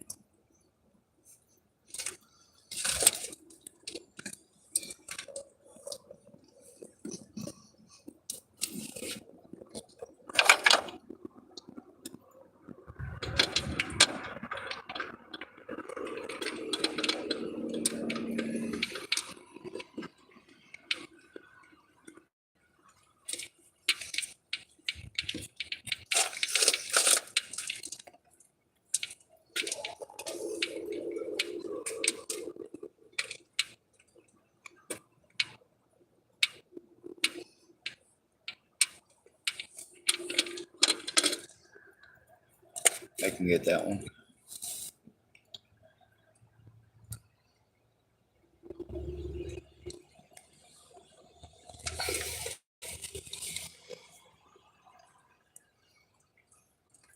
Yep. That is something I've only had happen a few times. That's why you just finger tight them. The gasket caught the spring on the back of the rocker and pulled it in.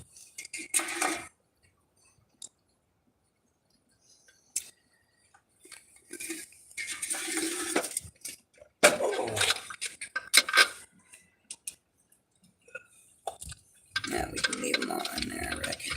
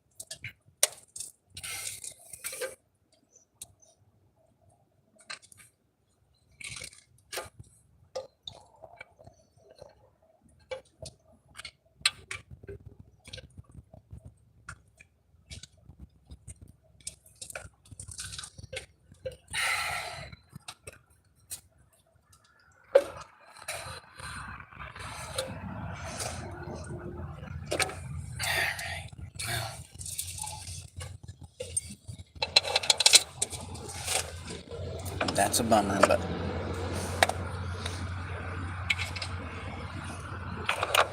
it's not a disaster. It just has to fucking, I just gotta put it back in there.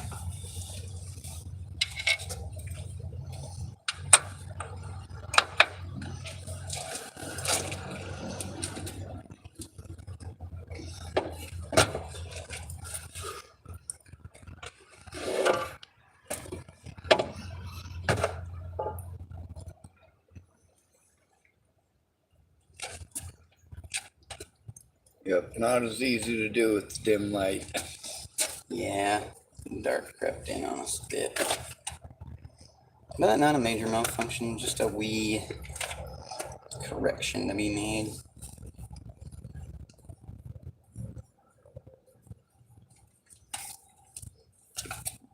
Well, you know, I found some identifiers to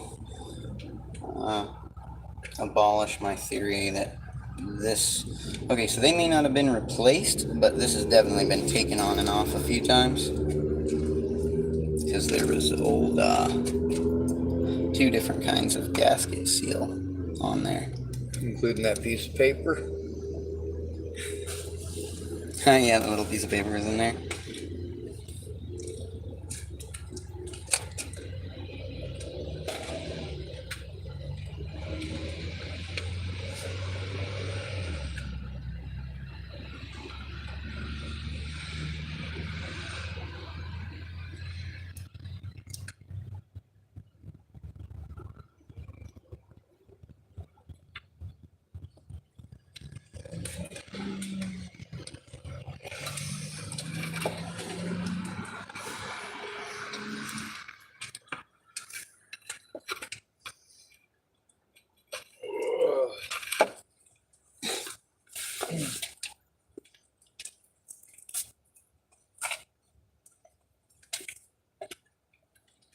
I didn't get a notice this month about my insurance, so I'm gonna have to call them in the morning and make sure I get my payments into them.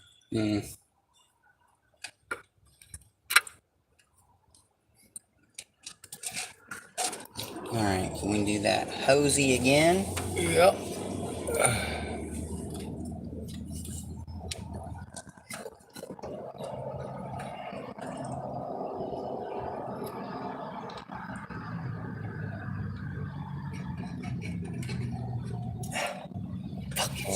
Bitch. It's okay. The reason that happened is because I looked at that, and that needs to be cleaned off, so I just pulled back up and that fell out. Alright. You stinker.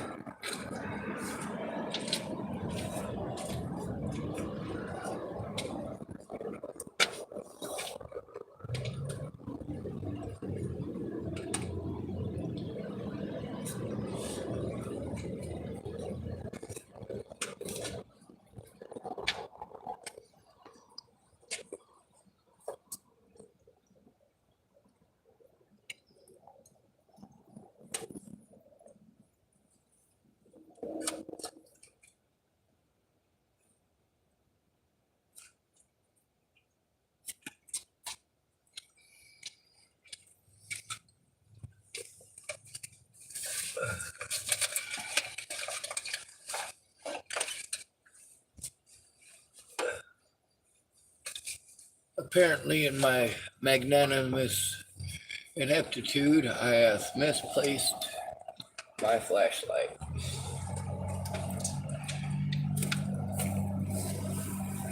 You can use...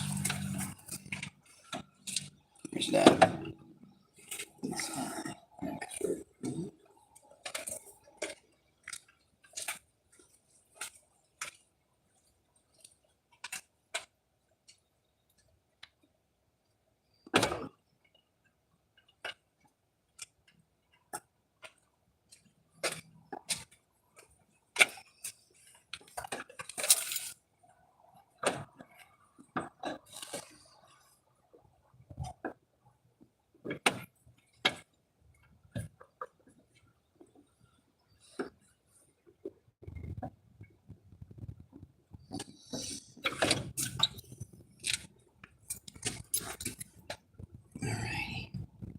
Let's go again, I reckon. I'll go ahead and hold this like this time. Can you move that hose one more time, please? Nope, not capable.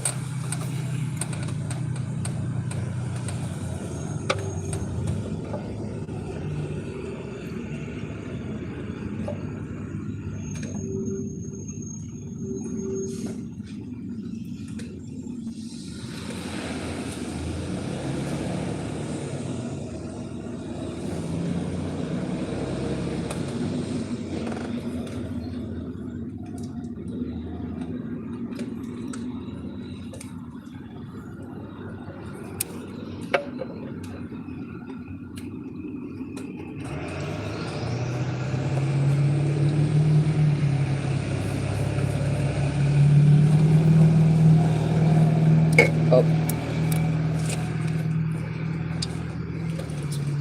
This plug tube's gotta get on there too. alright, the seal came out again.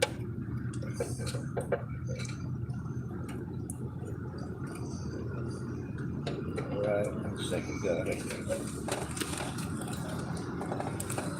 Yeah, we're gonna have to do this. This happens when it's chilly like this. I got my fingers on it, so I'm holding it in here.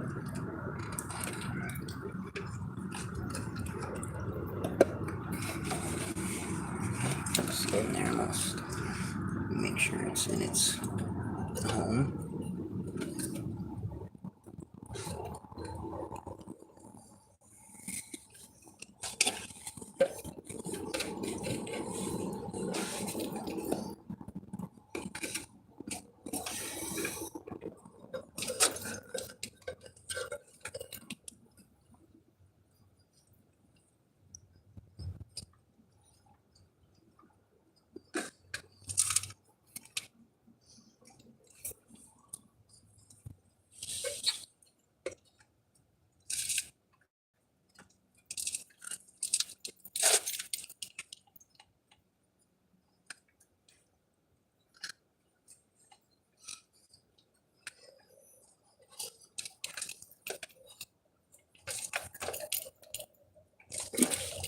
You okay? Yep. Sorry, something gave over there. I don't know. It was my fingers. Sorry. I got that other side on and this be fucking. Oh, here it comes. Alright. I think. Let me hold on a second. Let me get it back. Put in. It's not in over on this side. Okay. Let me get it in there. Alright. If you're going to lower that one straight, let me. Shit. Alright, I got that in. It's out on this side, so. Alright, I got it back in. I got that in there. Alright. Now we can lower it down. Alright. Okay. Let me check it out. Squisher. It's out over there.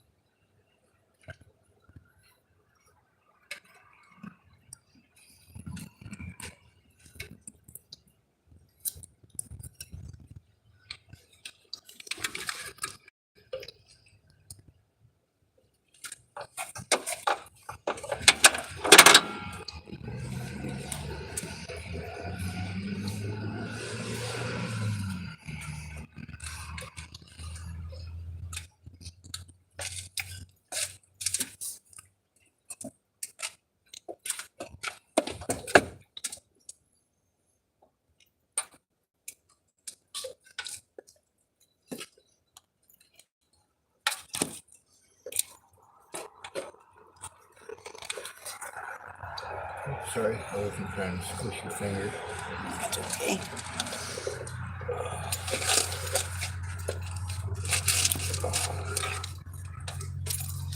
Alright, that's part of the problem. We're doing that with our fingers. We need to be doing it not with our fingers. There it goes, it's seated. Everywhere except the center here. Damn it.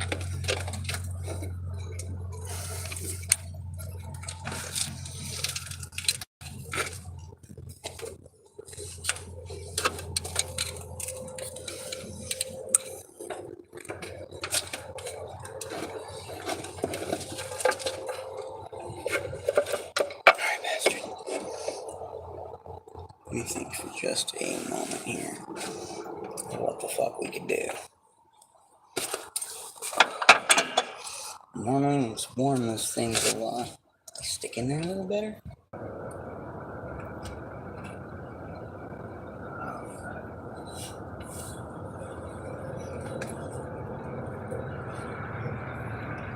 I think I might be able to get it on there. Just keeps fucking sliding out. These don't seem to want to come out as bad, but this does.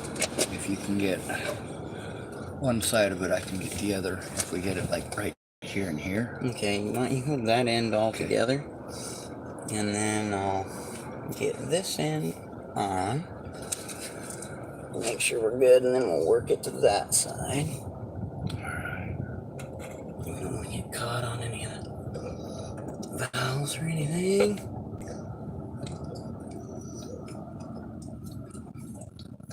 Alright, this side's okay. Let's see what that says back here.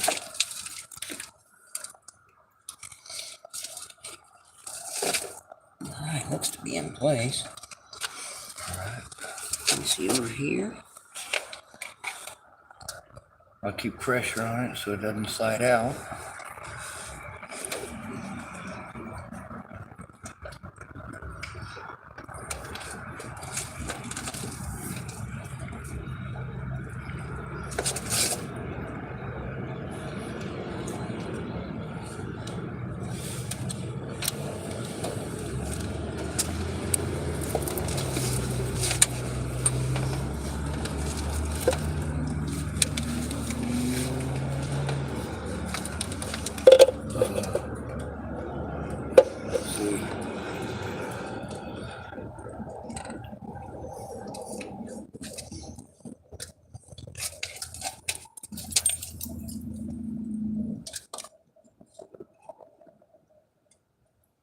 Yep, looks to be in.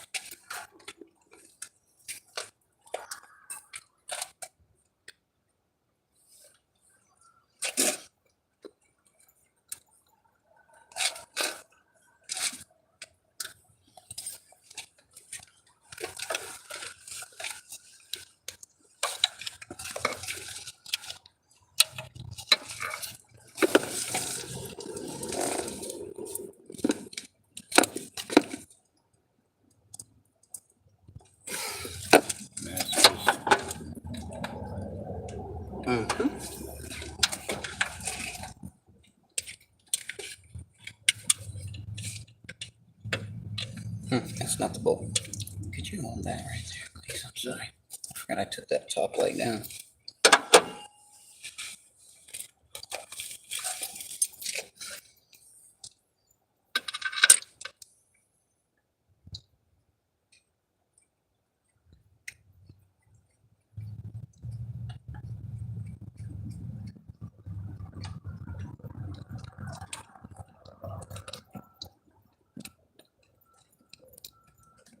It's hitting that.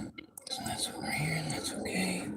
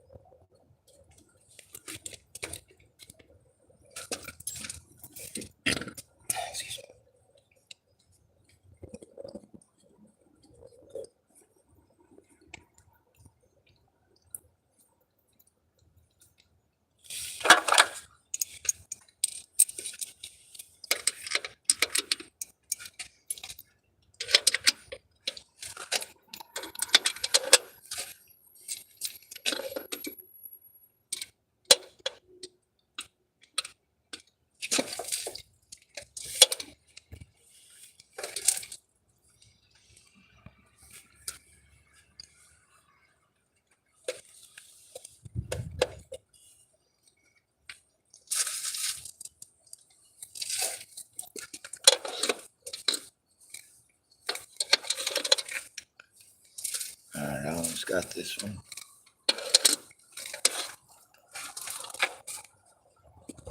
I forgot these two back ones are.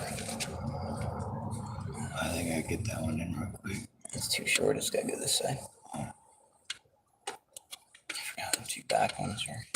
Three front ones are all the same. These two back ones are just. Well, no, they're not slightly different. What the fuck's the deal down there then?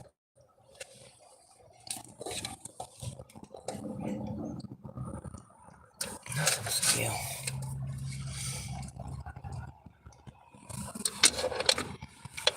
Put that one on. So just crunched my light. Oh, sorry.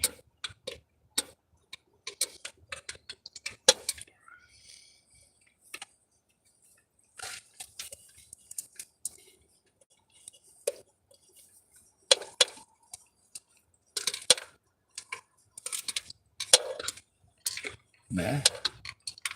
There we go.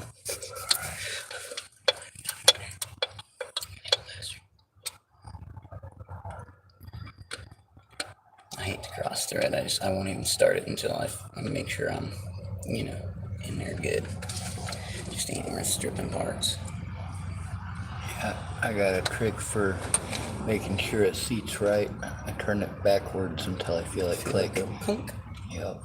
Yeah, that's a good technique too. I do that also.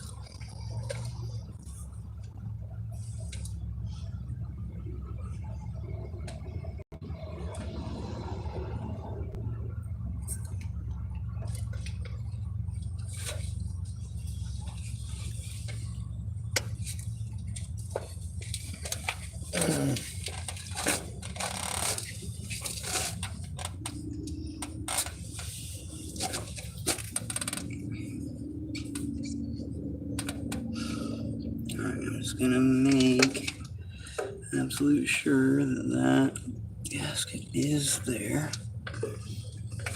and it is down. It's here. It's there.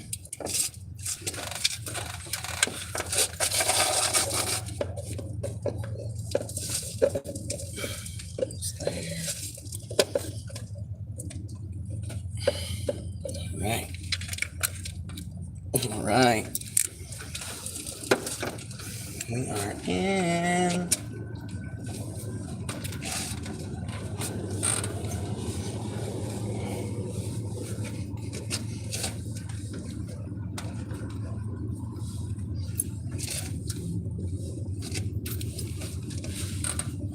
Okay. Where is the garage?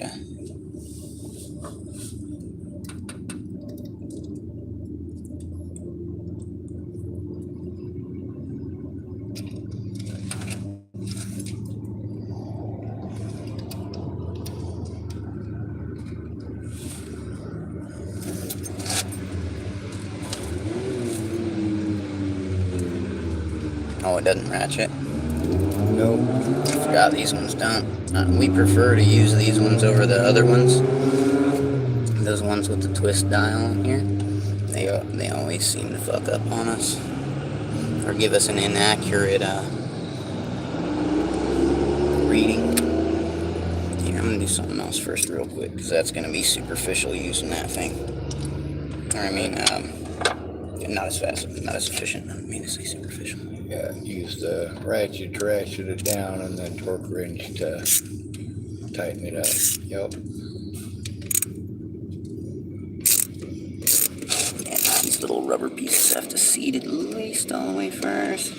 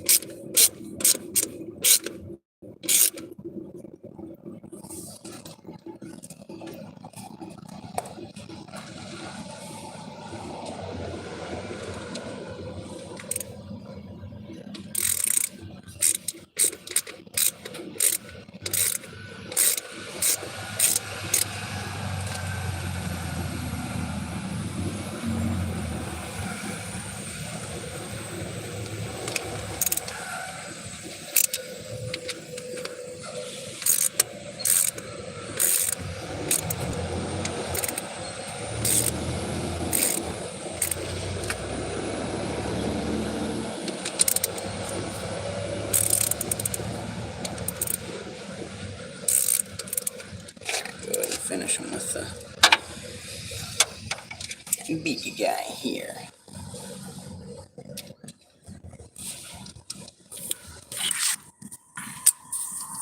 All right, fun stuff. Mm-hmm.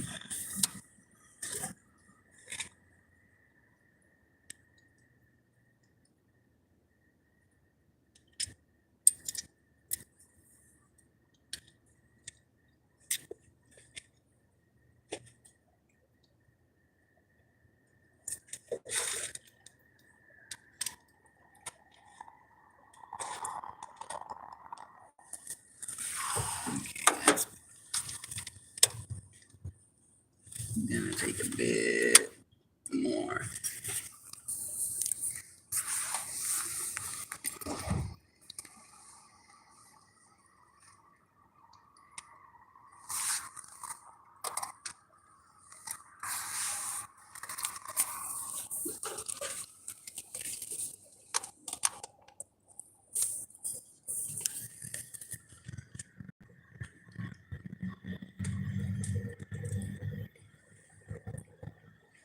I don't know why that would have happened. We weren't even close to 90 pounds of torque. It didn't even show anything on there. And you seen it, right? It didn't even go to 20 pounds, Yep. 30 pounds. I guess we're gonna have to stop here and find a way to strip that out. I got a tap and die set, but I don't think we should do anything more than that except cap it off. That's the only one we gotta get. God damn, this is fucking annoying. You sure this thing works? Obviously it don't. It may, it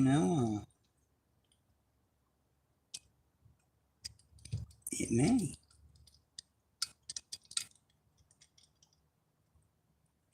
I mean, like I said, we've used these before. These guys are the shit.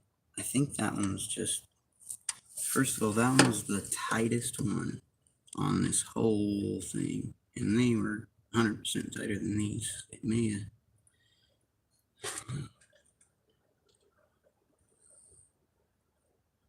Yeah, because that's just barely seeing down there, right?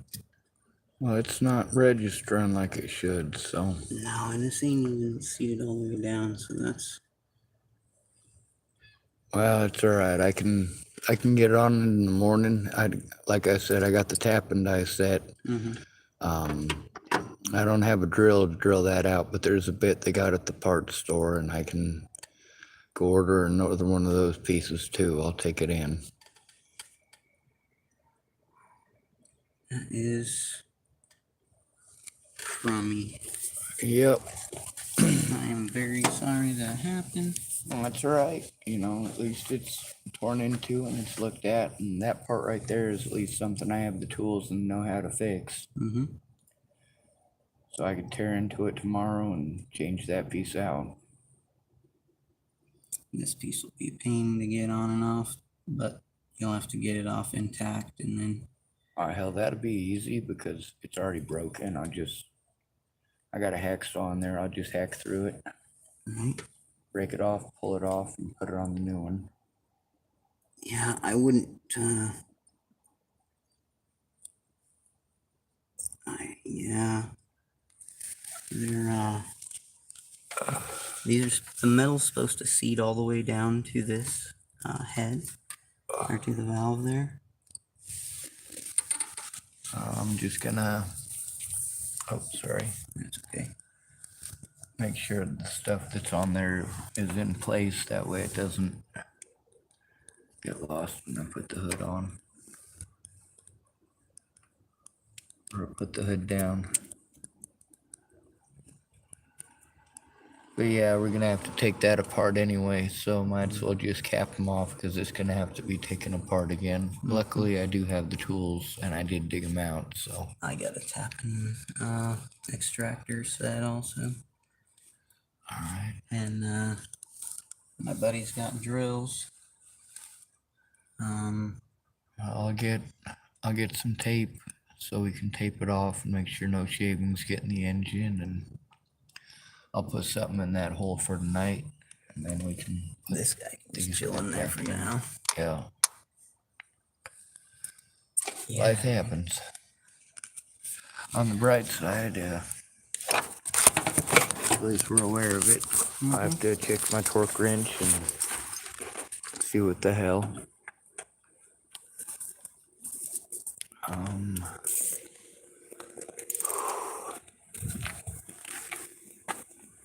Let's see.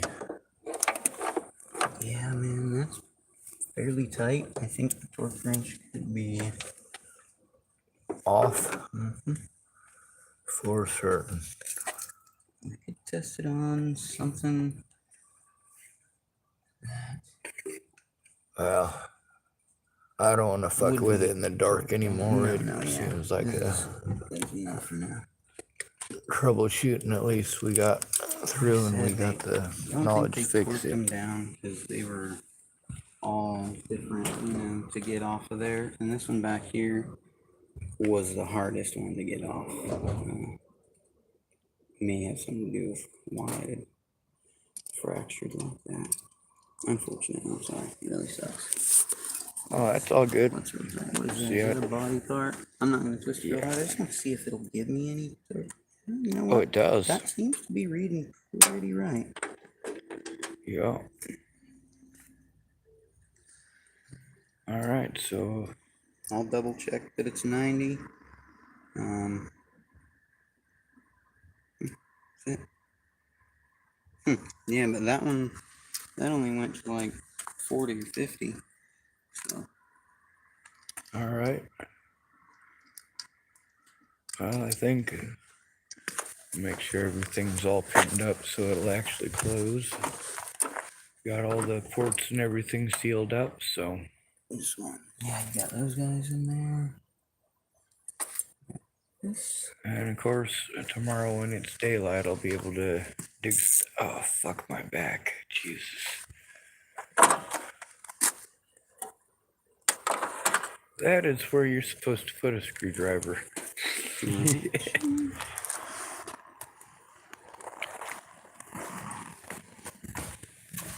Nothing else fell down there. We're all gravy. Alright. Well, you got my number. Anytime you get a hold of me, I'll make sure I come to my vehicle. I don't have a drill, that's for certain. I'll bring one down in the morning. Alright. Depending on what time it is, I might just go sleep here and get up and go over to my pal's house. Yeah, I'll Man, be that sleeping sucks. in I my hate it when car, stuff but like that happens, but I'm definitely gonna walk over and get something to drink. I'm fucking thirsty. I got some water, but I want something cold. Right? Alright, so your battery isn't hooked back up because we're gonna see if we can get that fixed tomorrow. Alright, does it look cleared to close the hood? I believe so. Alright, let's try to break something. Wish me luck, YouTube. Alright. Now what do we say, folks? We say it's good to be with you. Thanks for coming to visit. Stay out of trouble or don't get caught. And remember, you are your brother's keeper. No victim left behind. Let's put away our tools. Have the job done for the night.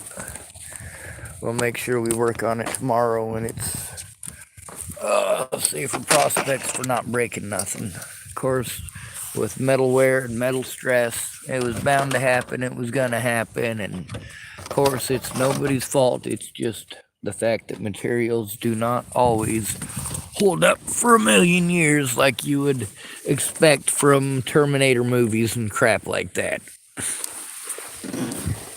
Even stainless steel rusts, believe it or not. It just takes for friggin' ever. Alright. Well, something did fall down in there. One of my actually both of my wrenches are Shit.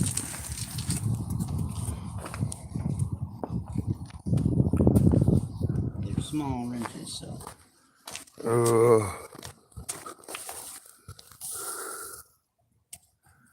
Yeah, you only have the one over here, then that's the ratchet one. Yeah, I have two box.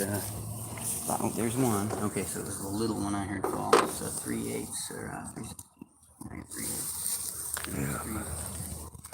Alright, well, I guess I gotta open my engine up again, huh?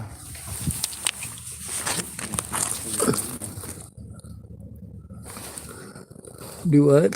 It'll put me just for a moment. All right. Oh. Whew.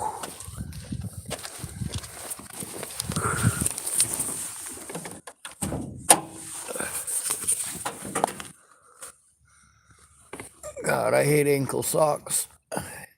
With the hoodie on, I cover up most of the parts that the mosquitoes want to eat, but they're killing my ankles. Oh. All right. I'm going to end the video and then fucking get something to eat, something to drink.